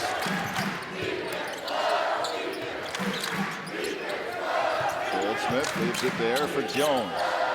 Rivas. 2 points here in the second half for the Eagles. Trying to drive, turning, twisting off the glass and in. Good move there. Charleston Jones. Yeah, Jones does a nice job of getting the defender going in one direction and then so good at reversing directions with either the dribble or a spin move, clear some space for a shot. Driving Fifi, down low, Keontae Vernon, oh, the hand on it, and the foul perhaps by Goldsmith. Yeah, Goldsmith comes over, takes a whack, and gets some ball, but also gets the wrist of Vernon. He's got to go to the line. He was 3 for 4 from the line on Saturday night. His shot looked really good because he put a lot of air under it, and the arc of the shot, it came down so softly. Let's send it over to Kate Longworth. All right, guys, well, some news and notes for the Lopes. First, a big congrats to our friend Zero the Hero. That's right, Dwayne Russell still showcasing his skills, this time overseas. He has just inked a pro contract with SLUC Nancy in northeastern France. Originally, Russell called upon to fill in for an injured point guard, but guys, we know what he can do. And he went out there, showed him why he was a 3-year standout here, and now they have signed him on to finish off the season over in France. So wish him a big congratulations on that. Before he headed overseas back in September, he did visit here with the team to say his goodbyes. We know he was a favorite of Marley's. Meanwhile, big shout out to the Lopes. And Dan Marley says he wants more defense tonight. Why? Because he's getting used to numbers like this. When you look at NCAA scoring defense coming into today's game, Grand Canyon University ranked number 5 through 8 games, allowing just an average of 59 points to opponents. Virginia at the top of this list, allowing 52 points on average through 9 games. Guys, take it away. Defense, defense, defense. Defense wins championships. It does win championships. That's what I've heard. That's what they say. I always say defense wins games, but rebounding wins you your championship when it's really all said and done. And I think they do a nice job of doing both. But Coach Marley has built a program here now. He's put his imprint on it. I mean, as much as he shot the 3 when he was in the pros, he was also a fierce defender, very competitive. Took the challenge on wanting him to stop the guy that he was going to match up against. So He learned a lot of those defensive principles playing for Coach Riley down there when he was with the Miami Heat, and he has brought that attitude here to the GCU Lopes. Lopes +3 on the boards for the Eagles. Well, Keontae gets this ball wiped off for this next shot. I want to just say how happy I am for Dwayne Russell. I know when I was in the D-League with the Idaho Stampede, one of my proudest moments was we were working with a young fella and got an opportunity called up into the NBA and got his contract. And so very happy that this young man went out there on a 30-day, played so well, they gave him a contract for the rest of the year. Filling in for somebody with an injury, and then he secures a contract, and they have to say goodbye to another player. There for the remainder of the season, and congratulations to Dwayne Russell. Hard work pays off, people. Fifi Adu. Careful. Benson.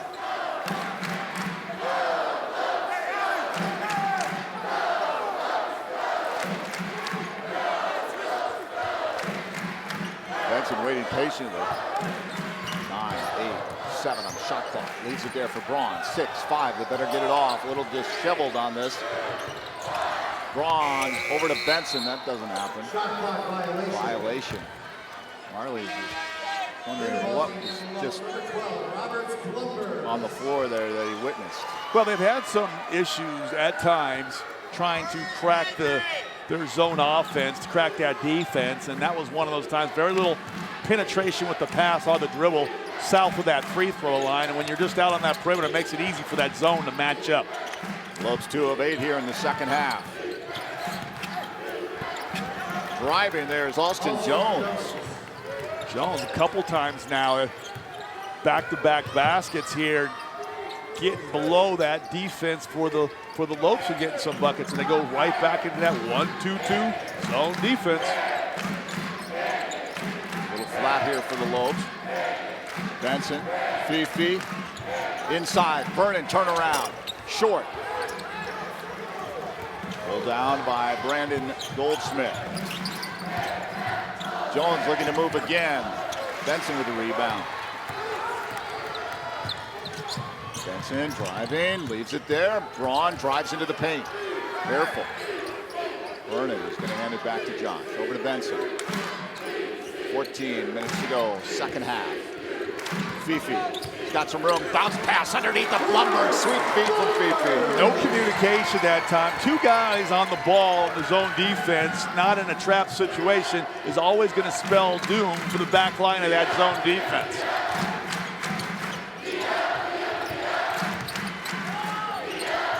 Long distance shot connects for Rivas. Yeah, don't forget, they didn't shoot a lot of them in that first half, but this team will shoot 19 threes over the course of the game, and they realize they're falling behind a bit. They may look for the long ball a bit more here in the second half. Speaking of long ball, got Matt Jackson, who's capable of knocking the 3.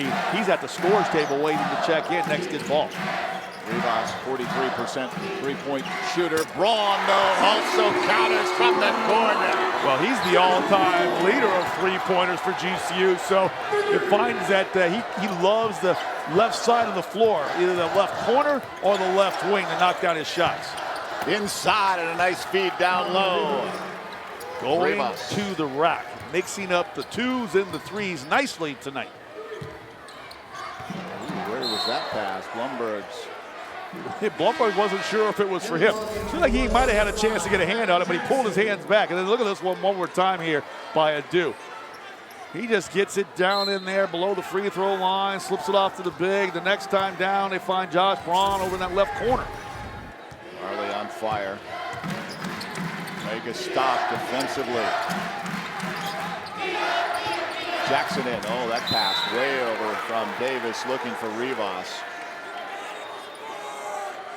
Sloppy, both teams right now. Yeah, 10 turnovers now for the Eagles.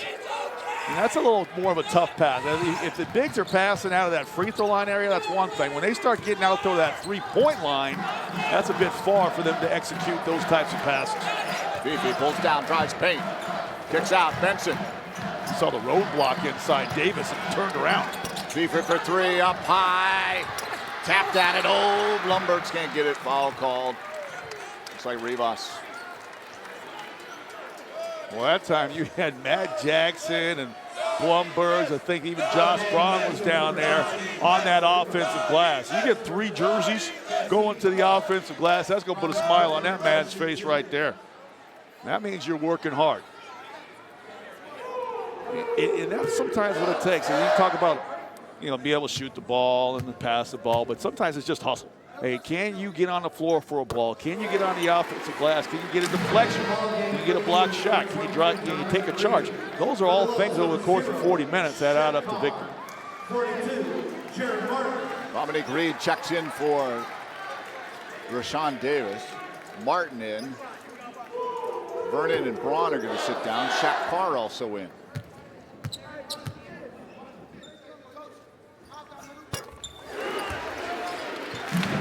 Ooh, that's not a good look. Press.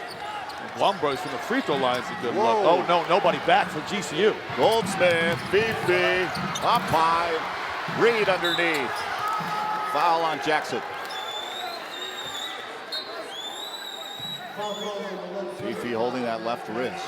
I'm not sure what happened there, but anytime you got a trap, you got to have 2 trappers, 2 interceptors, those guys in there kind of playing on the DBs, and then somebody back to protect the basket, a goalkeeper. That time a dude got caught kind of playing in the backfield where the interceptors were supposed to be, so they had 3 interceptors and no goaltender, and they got burned with a long pass.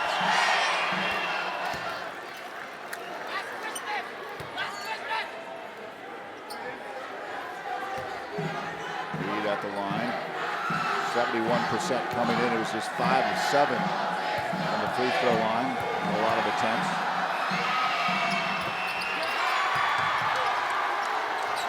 Eagles are dropping there. Goldsmith hits it again. Under 12 to go. Roberts leaves it for Shaq. Well, it just seems like GCU's in control of this game. I know it's only a 9-point lead, but they got to get some buckets. They got to keep playing. Off the mark, pulled down by the Eagles. Quickly on the run, bounce pass. Jones underneath the Reed. That doesn't go. Tap back does for Rivas. It seems like there's like 2 Rivases out there. This kid has been all over the place tonight. Averaging 9.6 points per game. He's got 11. Yeah, 5 of 8 shooting, getting 5 boards as well. I don't have him down for an assist, but he's been making some passes that lead to assists. Parr steps in, kicks out. Martin going to put it down. And Brandon Goldsmith. Goldsmith, that's going to be his 2nd personal foul and the 4th team foul. 7-point lead for the Lopes, 51-44. Timeout on the floor, 11:08 to go in the second half. The Lopes looking for their 7th victory of the season. The Eagles giving them all they can handle here in Phoenix.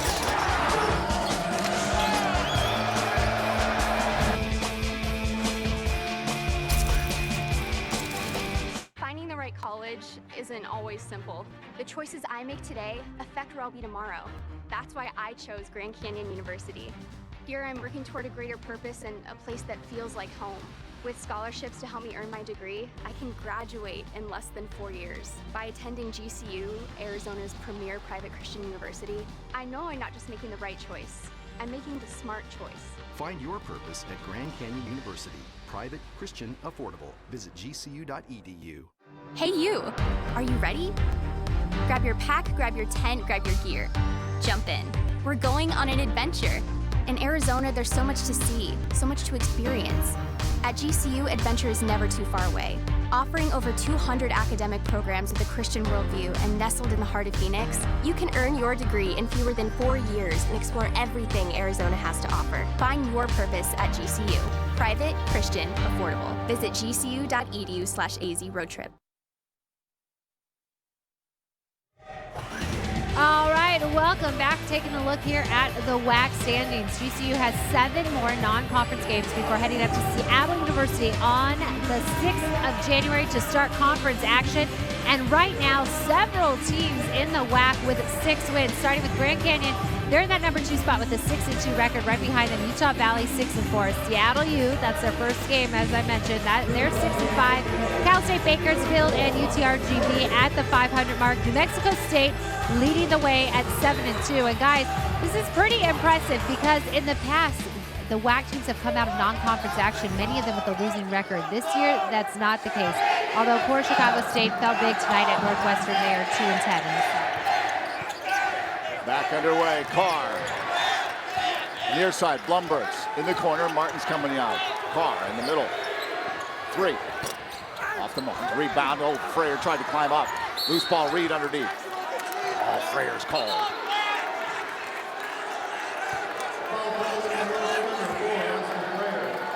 Well, the effort on the offensive glass for the Lopes has been there all game long. They have been going hard to the hole on the offensive glass, and they had 6 in the first half, and they have 3 offensive rebounds here in the second half.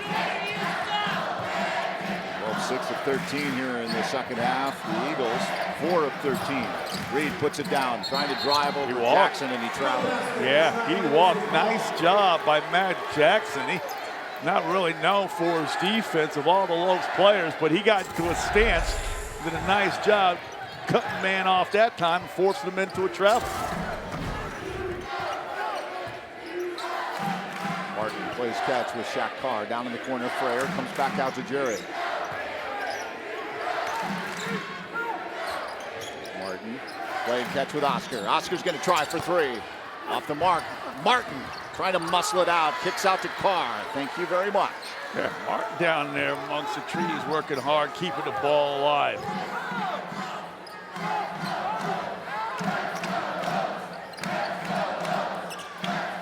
Carr, Freyer in the corner. Blumberg's going to try for 3. That's off the mark. Pulled down by Goldsmith. Got to do more inside off the dribble against that zone defense. Braun back over the scorer's table. Austin Jones. Ooh, careful.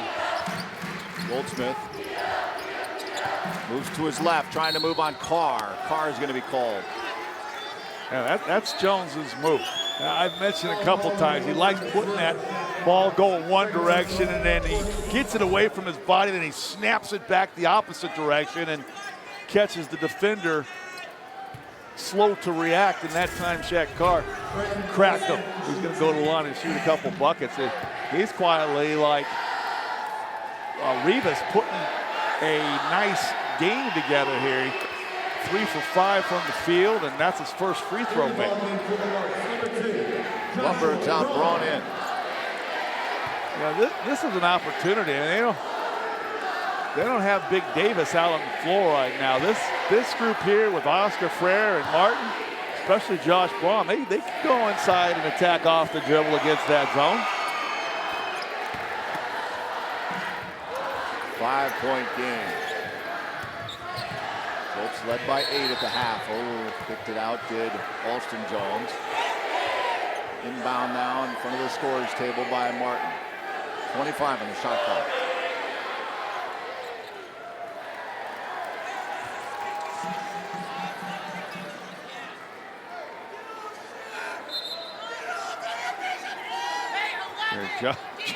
Jones has got a little love shack going on here.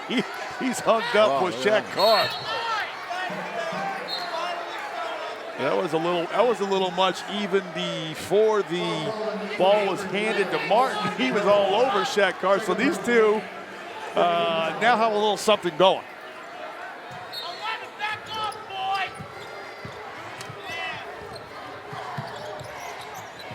The Eagles pressing Martin.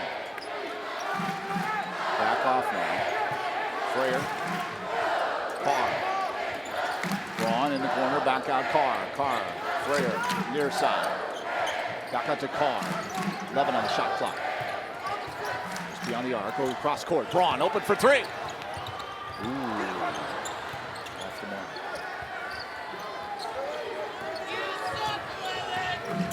Jones. Crossing up on Carr. Charge on Jones. Well, that's a good move by Jones. However, when you get into a position when you lower that shoulder like a fullback and you bang them too, I guess, aggressively with the shoulder, they're going to get you for the charge. Because both those players are moving. I don't think Shaq Carr had his feet down, but it's just that violent motion with the left shoulder into the chest of Shaq Carr too much. They're going to get an offensive foul every time. 5-point game, 8.5 to go. Hang on, Lopes fans. Ron, bounce pass, down low, Keontae Vernon. Oh, careful, threaded the needle there to get it to Carr. Carr loses the handle a bit. Tied by Goldsmith. Freyer's driving. Oh, he lost it. Yeah, oh, look at this. Shot clock violation. 2.5. I don't think we can recall 2 all season for the Lopes. Coach Marley, a little bit perplexed and stunned. Trying to figure out why the offense is having such a tough time, certainly with the defense of North Carolina Central. Oh, for their last 6 from the field of the Lopes. Over 4 minutes since their last bucket. Juan hold down the rebound. Yeah, they got to try to get something in transition with their primary or secondary break. Carr underneath. Martin brings it out. Freyer.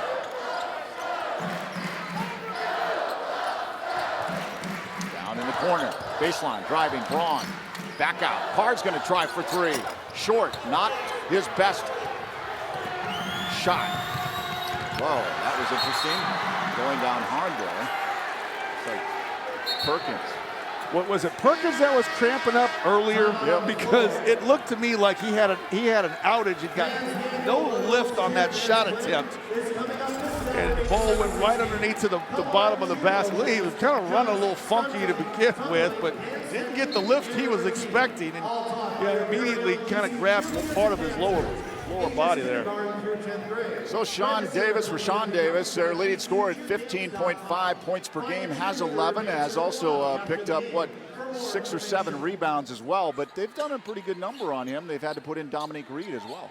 Well, I like Davis's game, and that was obviously the focal point at halftime. I was trying to figure out how to get him stopped, and he's just very good at using his length and size around the basket. And he's got good hands and explosive legs. So he's quick off the floor, quick to the bucket.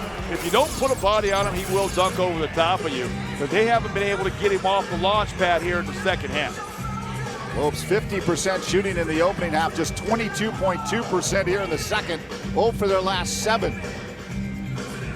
GCU women's basketball team, well, they head up to the mountain to take on the Lumberjacks of NAU this Thursday. Be sure to come root the women on December 18th, 2 p.m. tip here at GCU Arena when they host Southern Utah, the Thunderbirds of the Big Sky Conference. Admission is free.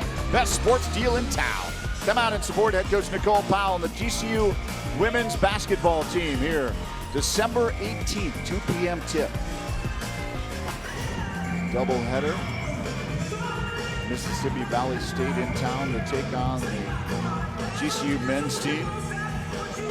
Lopes traveling tomorrow to Boise, Idaho to take on the Broncos on Wednesday evening. They hope to do it with a record of 7-2. The Eagles have come to play. The lead is 5 for the Lopes.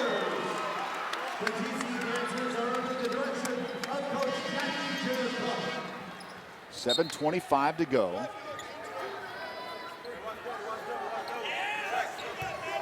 Inbound, Reggie Gardner Jr.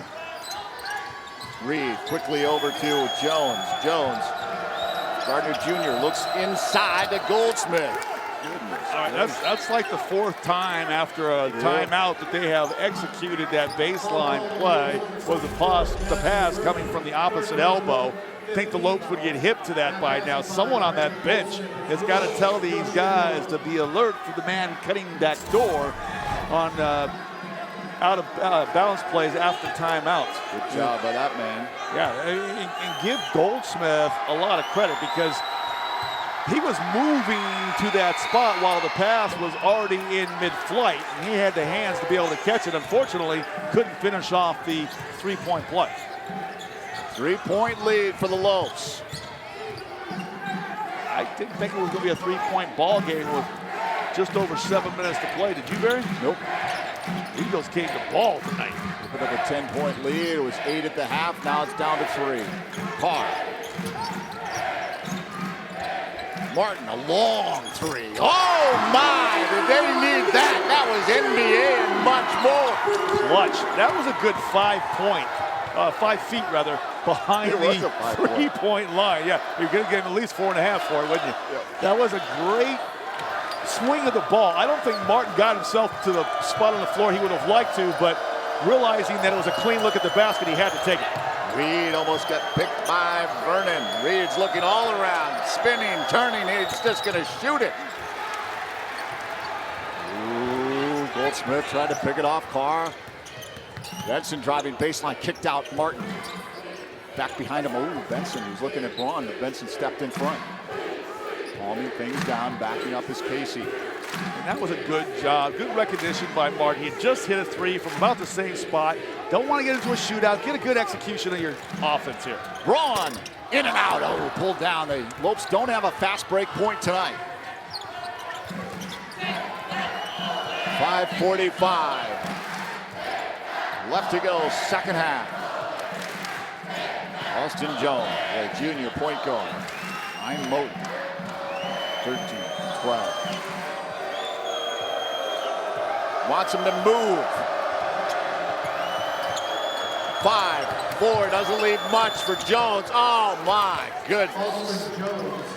Jones made that happen all by himself. Good going to his left hand. You're absolutely right. Just crossover dribbles, putting his head down and going to the rack. Seen it time and time again out of Jones. He's got 8 points in this game. He only missed 2 shots. Braun pulls down. Benson drives, kicks back out. Braun doesn't see it, drives in himself. Goes right hand, doesn't go. Vernon's there. Oh, he gets the foul, but doesn't get the bucket. They got to get Big Davis back on there to clean up that glass. These smaller Eagles are getting chewed alive on the offensive glass by the Lopes right now. Look at Jones, though. He has a lot of body contact. He's lucky that wasn't an and one, but look at Keontae Vernon. Coming from out of space, crosses the basket, hunts the ball, grabs it, and goes back up, gets fouled. You know, Keontae Vernon, he's shooting better from the field than he is from the free throw line. He demonstrated a nice stroke on Saturday. He's just got to have that confidence that we talked about when he goes to the line. I think it's become a bit mental with him. If he makes his first one, it seems like it gives him confidence throughout the game. But he's got to fight off that early miss and knock these down. Lopes need the points. Get a little bit more air under these shots like you suggested. Oh. Rivas cramped up a little bit. He wants to come out. He's tugging on his jersey. That left leg is pretty stiff. He's having some cramping issues that we saw from Perkins earlier as well. He's playing so good. I don't know how long, if any, Coach Moten can afford to take him out of the game in this final stretch of the ball game. Ball to go. Davis is in the game. Keontae connects in the back line. Jones. Rivas leaves it for Jones. Oh, tried to thread the needle there. Martin's going to be called. Yeah, 16 foul, decide out of bounds. Martin saying, hey, I'm just standing here. And if the guard's going to try to split the defense and run into my hip, how is that my fault? I think he's got a little bit of beef there, although you never see it called. But Martin's going to be standing right here. Oh, now I take that back. Officials all over that one. I don't know what I'm talking about. Got caught moving to his left just enough. Get the whistle. Timeout. Allowing Rivas to sit down and stretch out that left calf of his. 4:47 to go. 55-50. The Lopes up by 5. One of their last 10 from the field are the Lopes. Holding on to this 5-point margin. They huddle up. They'll be on the plane tomorrow to Boise, Idaho for their game, their first one on the road against the Broncos. Take a look at Jared Martin put an end to over a 5-minute scoring drought from long distance. Yeah, and that was a nice little rotation with basketball. Shaq Carr's done that a couple times in the previous games and said he catches the ball, it doesn't hold on to it, he just moves it. Just facilitate it to the other side. And now Martin, although he wasn't where probably Coach Marley would have liked him to get that 3 from, He found it. It's all about results. Well, I mean, we get ourselves a 5-point game, and it's the Eagles basketball. I mean, this isn't when they're going to be bringing it into backcourt. A couple times now when they've inbound into front court, we've seen what's happened along that baseline, how they've been able to get the ball inside, either get a bucket or a foul, or a bucket and a foul. And I hope somebody over there is saying, hey, let's pay attention to the back line of our defense. And generally it's Keontae Vernon who's the primary quarterbacking the defense. He's the communicator out there, making sure everybody is in the right spot where they need to be.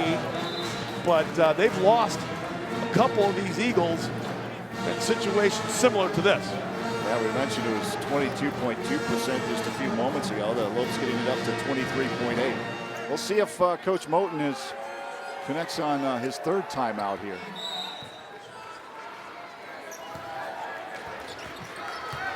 Jones, eyed by Carr. Bounce pass. Perkins. Back to Jones. Jones driving. Loses it. Carr. Oh, he gets called. Okay, number 11 drives left. Just a FYI. You got to know your personnel. And why close out on his right hand? He doesn't want to go right. He's a right-handed player, like Casey Benson, likes a lefty that likes to go right. Well, Jones is a righty that likes to go left. Get up on that left hand, shut that off, and they can try to do something going back to his right hand. Because right now he's just chewing the Lopes aside, going from the right side of the floor to the left. And I give Jones a lot of credit. Hey, I'm going to keep doing it till you show me you can stop it. Goldsmith.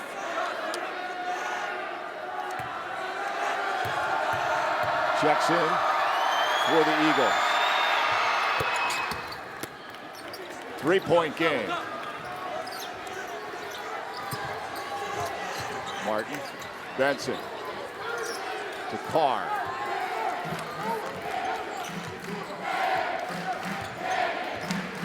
Braun. Carr, far side. Benson back to Carr. Carr inside to Martin. Kicks out. Benson, open look for three. Not there, and the rebound pulled down by Davis, but a foul is going to be called, and a little push off there, I believe, by Rashawn. That's going to be Davis's first personal foul, but it's going to be the 8th Eagles team foul, and we'll send Keontae Vernon back to that free throw line. 2 of 12 from the arc of the Lopes in the second half. Vernon back to the line. Vernon 2 of 4 this evening from the line.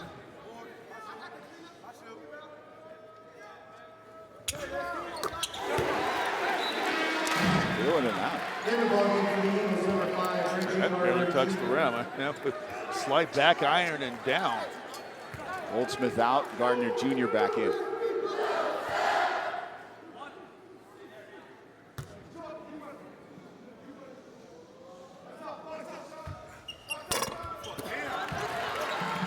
Four-point lead. Jones driving to his left. Yeah, Lopes got to get a stop here. He can't foul on this possession. Don't want to send any of these Eagles players to the line, or they're in the penalty situation. Jones driving to his right this time. Too heavy, pulled down by Braun. Careful. 3:45 and counting. I think they were listening to me when they made Jones go right there. Somebody needed to listen to you. Braun, Benson. Carr. Right in the middle. Weaved around. Floater left-handed in. Shaq Carr. Oh, nice job. Good patience there. A little rotation. Shaq Carr able to get inside the defense and hung just in the air long enough to get control with that left hand and scoop it over the front of the rim. Carr with 5 points and 4 assists. Also has a rebound. Saying extended minutes here, 18 minutes and counting. Jones drives to his left again. The putback, though, is by Davis. Big Davis on that glass there. Big Sean, he's having himself a game tonight. Look at this one more time. He get up on that right hand, and Jones says, oh, you're going to let me go left? I like that better. And Davis working that weak side board. able to squirt that one back up and in. 4-point advantage for the Lopes. Let's send it over to Kate Longworth. All right, guys. Well, we talked about the Lopes having a short turnaround before they hit the road heading to Boise State. Later this week, they'll take the court 7 p.m. start there on Wednesday. Then they return home next week on the 18th. Monday night, that's Mississippi Valley State. And on Thursday, Longwood. Earlier tip-off there, 6 p.m. And you can catch us with the pregame show at 5:30 p.m. And remember, those 2 games, the students are away. So if you're a family at home enjoying the holidays, come on out to GCU Arena and see a game. Then the Lopes back on the road around the holidays. On the 23rd, they'll be at Louisville before heading to a neutral site, Orleans Arena in Vegas, to take on Morgan State the 27th. You can find that game right here on your Viewcox Channel 4. And then closing out the year at Illinois on the 30th. And they will be road tested heading into WAC play, heading up north, Seattle University on the 6th, to come back here for WAC play on the 11th and 13th. New Mexico State followed by UTRGV.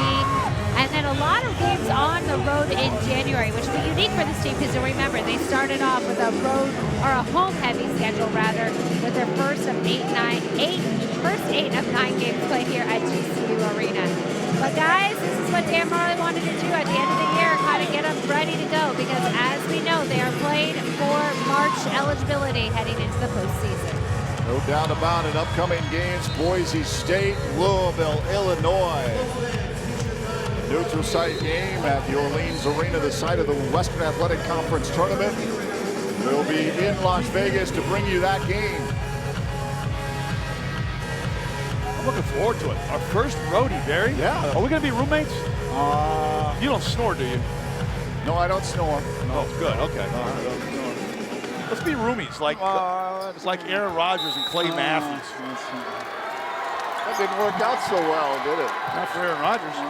You be Aaron, I'll be Clay. No, that's You don't look so good, buddy. I love that commercial. I'm a big Packer fan. A lot of people know that. But those guys have a lot of fun in their commercials. Boy, the Browns gave you everything you could handle this weekend. Ooh, lucky to survive. Martin again from, well, yeah, that's where he hit it before, but I don't know if that's the one Coach Marley wanted, though, coming out of the timeout. He wanted something higher percentage. Marley looking at Associate Head Coach Ty Lee, like, what were they doing right there? We just talked about what we wanted them to do. And yeah, they got a 2-possession game here, 2:20 to play. A big one coming up on Wednesday. Can't drop this one at home. Jones. Bounce pass inside Davis. Big hoop shot. and a arm for Davis. He just manhandled somebody underneath with his off arm that was trying to go for the ball. That was a good entry pass by Jones. He just steps in that lane there, and somebody went flying. I couldn't even tell jersey number with a blur of purple got pushed out of the way. Davis, I told you about those big mitts he's got. He caught that basketball so quick at getting it up over his shoulders before anybody can strip it away, and finishes the play. Can he finish off the three-point play? Eagles are circling. 1 point Lopes lead, 2:07 and counting. Benson driving, bounce pass, Vernon underneath. Oh, it doesn't go. Rivas. Now to Jones. That's that play where Vernon's saying, I don't want to get fouled. I don't want to power this to the hole on the strong side because I don't want to get the foul. I don't want to go to that free throw line. You just got to go ahead and take that. Take that play, see if you can finish the and one, take the contact, go to the line, and make your free throws. Beating Davis, pass hits the pass out of bounds. Yeah, well, he hit the bottom of the backboard, which is illegal with his pass. Lopes ball underneath, but I love Keontae Vernon's play. Look at this one more time. Davis gets so far in that baseline. Remember, that's 4 feet from the baseline to that backboard. So he got behind the board, tried to throw a skip pass, and hit the crossbar. The back of it. Break there for the Lopes. Up by 1. 15 on the shot clock. Carr. Down low. Braun's going to drive baseline. Right hand. Oh, it doesn't drop. Rebound. Braun's going to battle after it and be called. Draw the foul. how did that ball, which looked like 2/3 or 3/4 of the ball, scoop beneath the basket before spinning back out there? But Vernon on that offensive glass, he's the one that gets credit for keeping it alive. Look at it. He got the inside position and boxed out like he was on the defender, and was able to get a hand on that ball enough to keep it alive. But Josh Braun's going to go to the line where he's been money over the course of his career. Jordan Perkins picks up his 4th personal foul.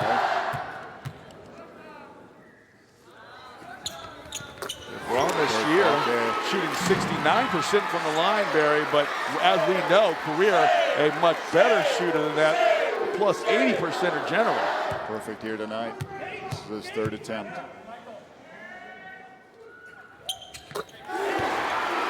Nice water in his veins. That's clutch. Yep. 3-point lead. Jones moves back to his right. Looking at Moten. Benson comes out. Timeout. 59.8. Coach Moten wants to talk to his team. Down by 3. A lot of time left in this game. No need to come out of this timeout thinking you need a 3. You need a high percentage shot. They've been so good, like we've talked about, in these situations of getting that high percentage baseline cut.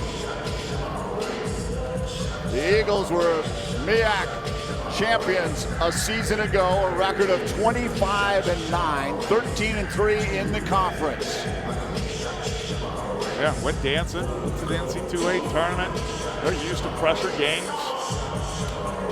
So this is nothing new for, well, I guess it should be a little bit. They got a lot of newcomers on this team. Nothing new for this coaching staff, though, and I'm sure Coach Moten and company will make sure their team is well informed of what they want to do, a play that's comfortable to them, and try to attack. Now here's the thing, Coach Marley's been playing man-to-man defense all season long, and especially tonight. Will he try to mix up his defense here to throw Central a different look that they may not be ready for, maybe a little zone defense or a trapping defense? It'll be interesting to find out if he's going to do that or stick to his bread and butter and just stay man. Deontay Vernon on the floor with 4 personal fouls. Yeah, you got Martin out there. He's one of the best defenders. Really surprised Shaq Carr not out there on the floor. I mean, excuse me, not Shaq Carr, but Oscar Frere not getting some minutes here on this defensive possession. He leads the whack and steals. Jones. 14 on the shot clock. Davis leaves it there for Jones. Tried to move to his left, goes back right. Rivas down in the corner, feeding it to Davis. Davis trying to move on Vernon. Kick back out underneath for Rivas, and a great bucket for the Eagles. Wow, how did Davis find Rivas right there? My goodness, what a flip. 1-point game. Central does not need to foul. Good 12-second differential between shot clock and game clock. Gonna go down to the wire. Benson. Back out, Braun. Martin, 8 on the shot clock. Benson's gonna drive baseline. Floater gets stopped, and Davis picks it up. Oh, and a guy, Keontae Vernon with the foul. Central's going to the line to shoot free throws to try to take the lead or tie the game. Well, Vernon's fouled out. That's 5 on Vernon. He's out of here. Nice game, 9 points, 5 boards, 5 fouls, though. Blumberg checks in. Vernon's going to take a seat. Casey Benson hard to the hole. Some contact there. Officials not blowing their whistle. Now the Havocs are trying to get loud and distract Davis on the line. 4 of 5 from the line tonight. Rashawn Davis off the mark. Blumbergs. Oh, they got a foul. Central's got a foul in a hurry. Benson is fouled by Jones, who slaps the scorer's table. Oh, Davis only missed 1 field goal, and now not only missed 1 free throw, goes to the line. The noise and the pressure may have got to that young man, because he has been absolutely fantastic tonight, but he was not able to get the front end of the one to go, which forced Central to have to foul. Good news for them is, even if Benson goes to the line and makes both these free throws, it'll still just be a 1-possession game with 10 seconds to play. Davis with 16 points, 9 rebounds. Oh, Benson makes the first one. He's been in some big pressure moments playing in the Big 5 conference. But the thing here is the Eagles have no timeouts. So made or miss, Lope's got to be ready to play unless they get a substitute or Marley calls a timeout after this made free throw. Benson 23 of 33 coming in. It's 2 crucial free throws. 8, 7, 6. Looking for 3. Beyond the arc. Gardner Jr. off the mark. Pulled down by Benson. 0.9 on the game clock.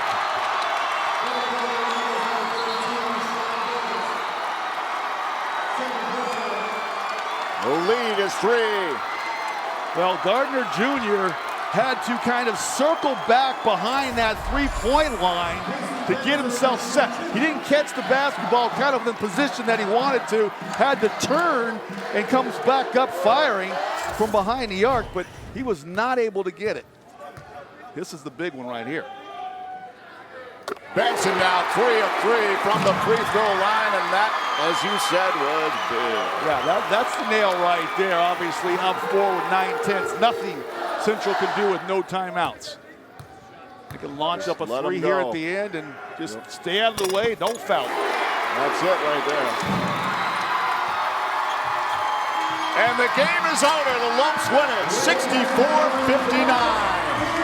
But the Eagles definitely gave them everything they could handle. Give the Eagles a lot of credit coming here. Really loud Havoc's crowd took them right down to the final second of this basketball game and had a chance to tie it up and send it to overtime with a 3, but GCU got the biggest stop of the night and defending the 3, something that they do the best at in the WAC, guarding that three-point line, and they got the stop when they needed it. 7-2, the Lopes improve as they'll travel to Boise State tomorrow to face the Broncos on Wednesday in their first road contest of the season. But stick around. We'll hear from head coach Dan Marley in his post-game press conference, have our final stats and our player of the game. 64-59, the Lopes victorious over North Carolina Central.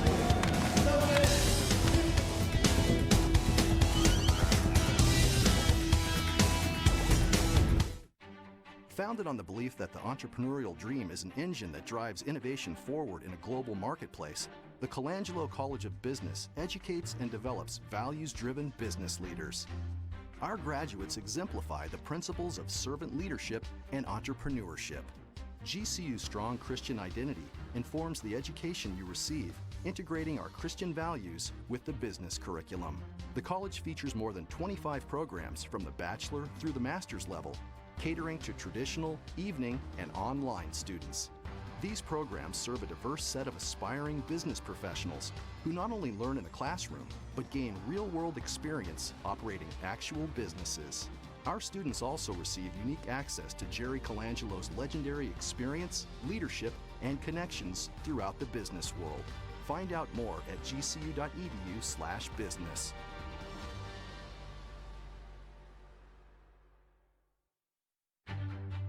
I am Laura Lozoya, and I am majoring in biology with an emphasis in pre-med at Grand Canyon University. The dorm life at GCU definitely helped me build relationships, and I've made great friends on this campus. The quality education here is great. You're testing your limits, but you're going beyond them. It all comes together. The sciences, the ethics, and just everything. It's a beautiful thing. Grand Canyon University, the quality of a private Christian education, the affordability of a state university. Visit gcu.edu. 64-59, the final score. The Lopes over the Eagles. Just 37% shooting. Free throws 13 of 16. Rebounding was equal. The assists 16 to 11. Turnovers though, big one there. It's just 6. Braun and Benson didn't turn it over, and the points off of turnovers 13 to 5. Yeah, they took care of the basketball tonight. That was a huge difference in this game. And their defense, I mean, they only allowed the Eagles to 23 shots per half. That's a good job, making sure you're moving out, slowing the ball game down when they needed to. This is a team that averaged 76 points a game, so 16 under their average. I think Coach Marley would be happy with that, and they stayed right on their number of 59. It's about what they've been getting up. But they've been getting up 30 in the first half, 29 in the second. I thought they did a pretty good job. Yeah, defensively they're doing a pretty good job. They're still kind of Still not hitting on all cylinders, though, as they travel out on the road here. So they'll have to step their game up a little bit when they travel to Boise State. Yeah, they're going to be playing some pretty long opponents coming up. Boise State's got some length. Louisville, I know, has a really big 7-footer inside, and Adela Dang at about 6'9", who's very, very long. So all those points around the basket, I think kind of on just mental lapses, guys going back door, not putting a body on somebody. Those things kind of can be cleaned up. Player of the game, we'll give it to Josh Braun. 20 points, 7 rebounds in the game. Yeah, Josh Braun was really good in this basketball game. He kind of got himself going early on, a couple buckets inside, a 3-point shot. That kind of opened up his 3-point shot in this game. He knocked down 3 of them on 8 attempts. He was much more aggressive. And I think that's what this Lopes team needs. You mentioned the 7 boards. What I like about it is 3 of those came on the offensive glass, and a couple of them were big down the stretch when the Eagles had opportunities to get stops, to either cut it to a 1-possession game or tie the game. Braun was able to get on the glass, get fouled, go to the line and make some free throws. And as I mentioned, no turnovers for Josh and for Casey Benson in the game. We'll send it over to Paul Coro, who is joined there by Kate Longworth in the post-game press conference area, guys. Well, thank you, Barry. And we were just talking about that game coming off that the high as the complete game that we just saw Saturday night here, where they really put 2 strong halves together and we're bringing it both on offense and defense. What did you see happen today? Yeah, you hope they're not looking ahead to a tough game trap Wednesday. Game, we were yeah. saying, huh? Yeah, but North Carolina Central, you got to give it to them. Zone defense really made them play very deliberately. We can get into that a little bit more here with Dan. We'll see what Dan has to say. He could probably break it down better than us. Nice. We're expecting the crowd. Yeah. A win, so I'm happy. Just second half was the same of a lot of things that went wrong for us as far as shooting the basketball, just not finishing. But we pulled out a win, got to stop when we needed. I thought our defense was really poor tonight. Just a lot of mental mistakes more than anything, just not following assignments and doing the things that we're supposed to do. So that was a little concerning, but that's a good team, man. That's a team I knew was going to give us some problems. That big kid's really good. And they did a good job getting the basketball, so I'll take it. Good win. The offense was very deliberate tonight. Had to go deep in the shot clock around. Well, I mean, they had the 2-3 zone and the 3-2 zone, and when we're not hitting jump shots, that puts us in a problem. I mean, last game we were able to make a few jumpers and got into the paint, and they did a good job of protecting the basket. So anytime you see a zone the whole game and a press the whole game, you're not going to be able to get quick shots. We want to attack the press, but we also don't want to turn the ball over. We don't have a lot of great ball handlers, so we want to make sure that we're not only aggressive, but we don't want to be too aggressive where we're turning the ball over. So, we only had 6 turnovers, but it does lend to having some late shot clocks, especially when they're in a zone. And, they're taking away Josh and things like that. And, early we shot the ball pretty well, but we couldn't buy a basket there in the second half.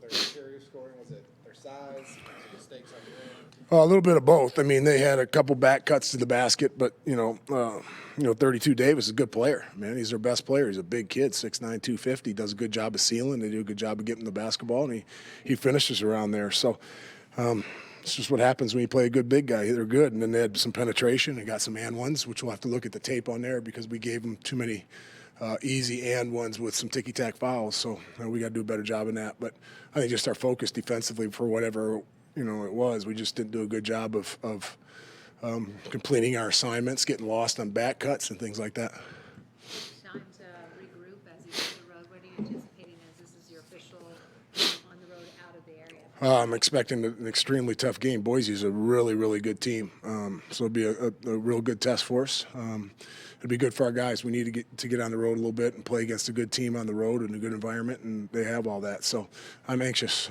to get there and see what we got. Very blessed being able to go through some late game execution stuff. You really haven't come down to the end all the way like that. No, I mean, not, we got the plays that we wanted. We just got to, like I said, when the team plays zone the whole time, there's only a certain number of plays you have in your playbook. And it comes down to just playing, penetrating, making some shots. I mean, Keontae had a good look in the layup, missed it. Casey got in there, missed a couple wide open threes.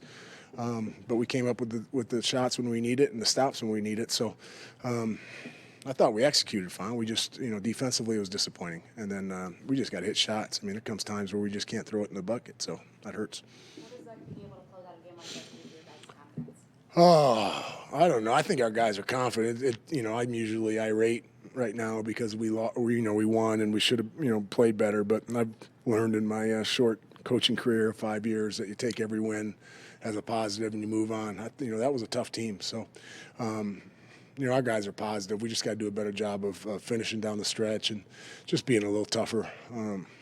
Mentally, like I said, just defensively, I didn't enjoy that at all because we just made mental mistakes. How's that learning experience been for you? That transition to? It's hard because I'm a competitive guy, man, and I look at winning is great, losing's misery. So you just gotta take the winning and kind of breathe a sigh of relief instead of always looking to the negative. And that's kind of my problem sometimes. I always look into the negative. We should have done this. We should have done that. But we won. And that's a huge, that's a getaway game. When you're going on the road the next day to go play a good team, you can't afford to lose at home. And so I'm going to look at this and be happy tonight. Yeah, I thought Shaq played well. Penetration, getting to the, we needed some penetration off the zone, and not a lot of guys can do that, but Shaq's one guy that can penetrate. So he's been practicing well and playing well, so he deserves a little bit more time. So he's just got to keep going.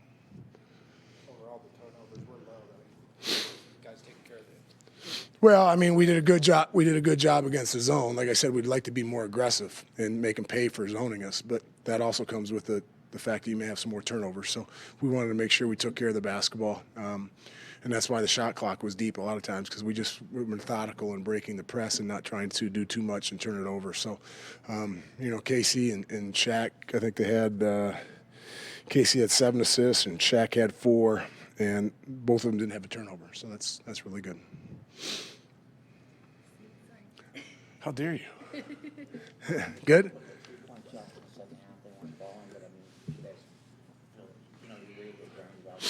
Well, we had to. Against that zone, that's why people play zone, is keep you from getting inside. And we don't have a whole lot of finishers on the inside anyway, so we're going to have to be able to make those threes. And, Josh didn't shoot it extremely well in the second half as far as from the three, and nobody else could really make a shot either. So we got to do a better job of pounding the boards and getting second opportunities that way, and then finding a way to penetrate and finishing around the glass. Much about what's going to be important in Boise, the type of team they are? I haven't looked at them yet, but I know they're really good. They're really good. They got a pro prospect over there. They got a kid that we recruited that can really shoot it. I just know they're really good. So we'll watch that tonight and tomorrow. Yeah, I think it's going to be good. We have such a great experience here and have such a great crowd, and we get a little comfortable. So it's good to get on the road, and especially against a team like Boise. That's going to be a really good test for us to see what we got. So, yeah, I'm excited to get on the road. All right. Thanks, guys. Yep, thank you. Thanks to head coach Dan Marley. As Kate and Paul talked about it, this was a getaway game. You take it as a positive. It's a victory as a victory. But the Eagles came out flying. They showed a lot of speed. Lopes only had 2 steals in the game, 0 fast break points. They gave them everything they could handle. Yeah, 34 to 26 disadvantage in the paint. Jones and Rivas and Davis went to work inside, and high praise for Coach Davis from Coach Marley. Coach Marley's not feeling good. You can tell he's out there sniffling. He's got a cold. He's got to get on that plane and go up to snowy Boise. But this win will make him feel a little bit better for sure when he gets the chance to watch this tape. They did some good things out there defensively. Offensively, they didn't shoot the ball well. They kind of got into that situation, well, I'm open from 3, I'm going to shoot it. And that's gotten them in some trouble in some past ball games. But the penetrations, when they did the most damage getting to the free throw line, everybody on the team made all of their free throws except for Keontae Vernon. He was the only one that missed the 3 free throws. They were 13 of 16 from the free throw line, and you got to make your free throws in close ball games like this, and it paid off for them. Let's revisit your 3 keys to tonight's game, the 64-59 victory. Yeah, straighten up and fly right. I think that, you don't want to get yourself into a trap game. And in the first half, they seemed very focused. In the second half, they lost that focus a little bit with the momentum in the league going in the locker room. But they took care of the basketball. That was important. And I think this is why they're hot. They do it with the defense, and they did it again tonight with their defense, limiting actually, it's GCU that shot the 37%. It was the Eagles that shot 47%. Actually, they shot 47% for both halves. And I love the fact that they were able to take away their three ball, which is a big weapon of them. They shoot 19 threes a game. Lopes got out there, ran them off that three-point line. They only had 8 attempts and 3 made shots. So when you take away a strength from a team, they got to try to find it someplace else. They went inside more, and they didn't get to that 76 points that they generally score per night. So that was a nice job by GCU, doing a nice job taking away that three-point shot. Well, the Lopes do head to Boise State on Wednesday for their first true road game to take on the red-hot 9-1 Broncos at Taco Bell Arena in Boise. And you can listen to Michael Potter and Tom Kuiper for all the action on the Fanatic 1580 AM, 99.3 FM, 95.9 FM in the East Valley, depending on your location. Our next telecast of GCU basketball on YourView and GCU.TV will be next Monday, a week from tonight, December 18th, when the Lopes play host to Mississippi Valley State Delta Devils. Pregame starts with Kate at 6:30, tip-off shortly after at 7. But that'll do it from here at GCU Arena tonight, where the Lopes are victorious over the Eagles, 64-59. Once again, please tune in to Michael Potter, Tom Kuiper on the Fanatic Wednesday night. GCU traveling to Boise State. We'll be back a week from tonight as the Lopes take on Mississippi Valley State. But until then, for Kate Longworth, Scott Williams, and our entire crew, I'm Barry Butel, wishing you a wonderful Monday evening.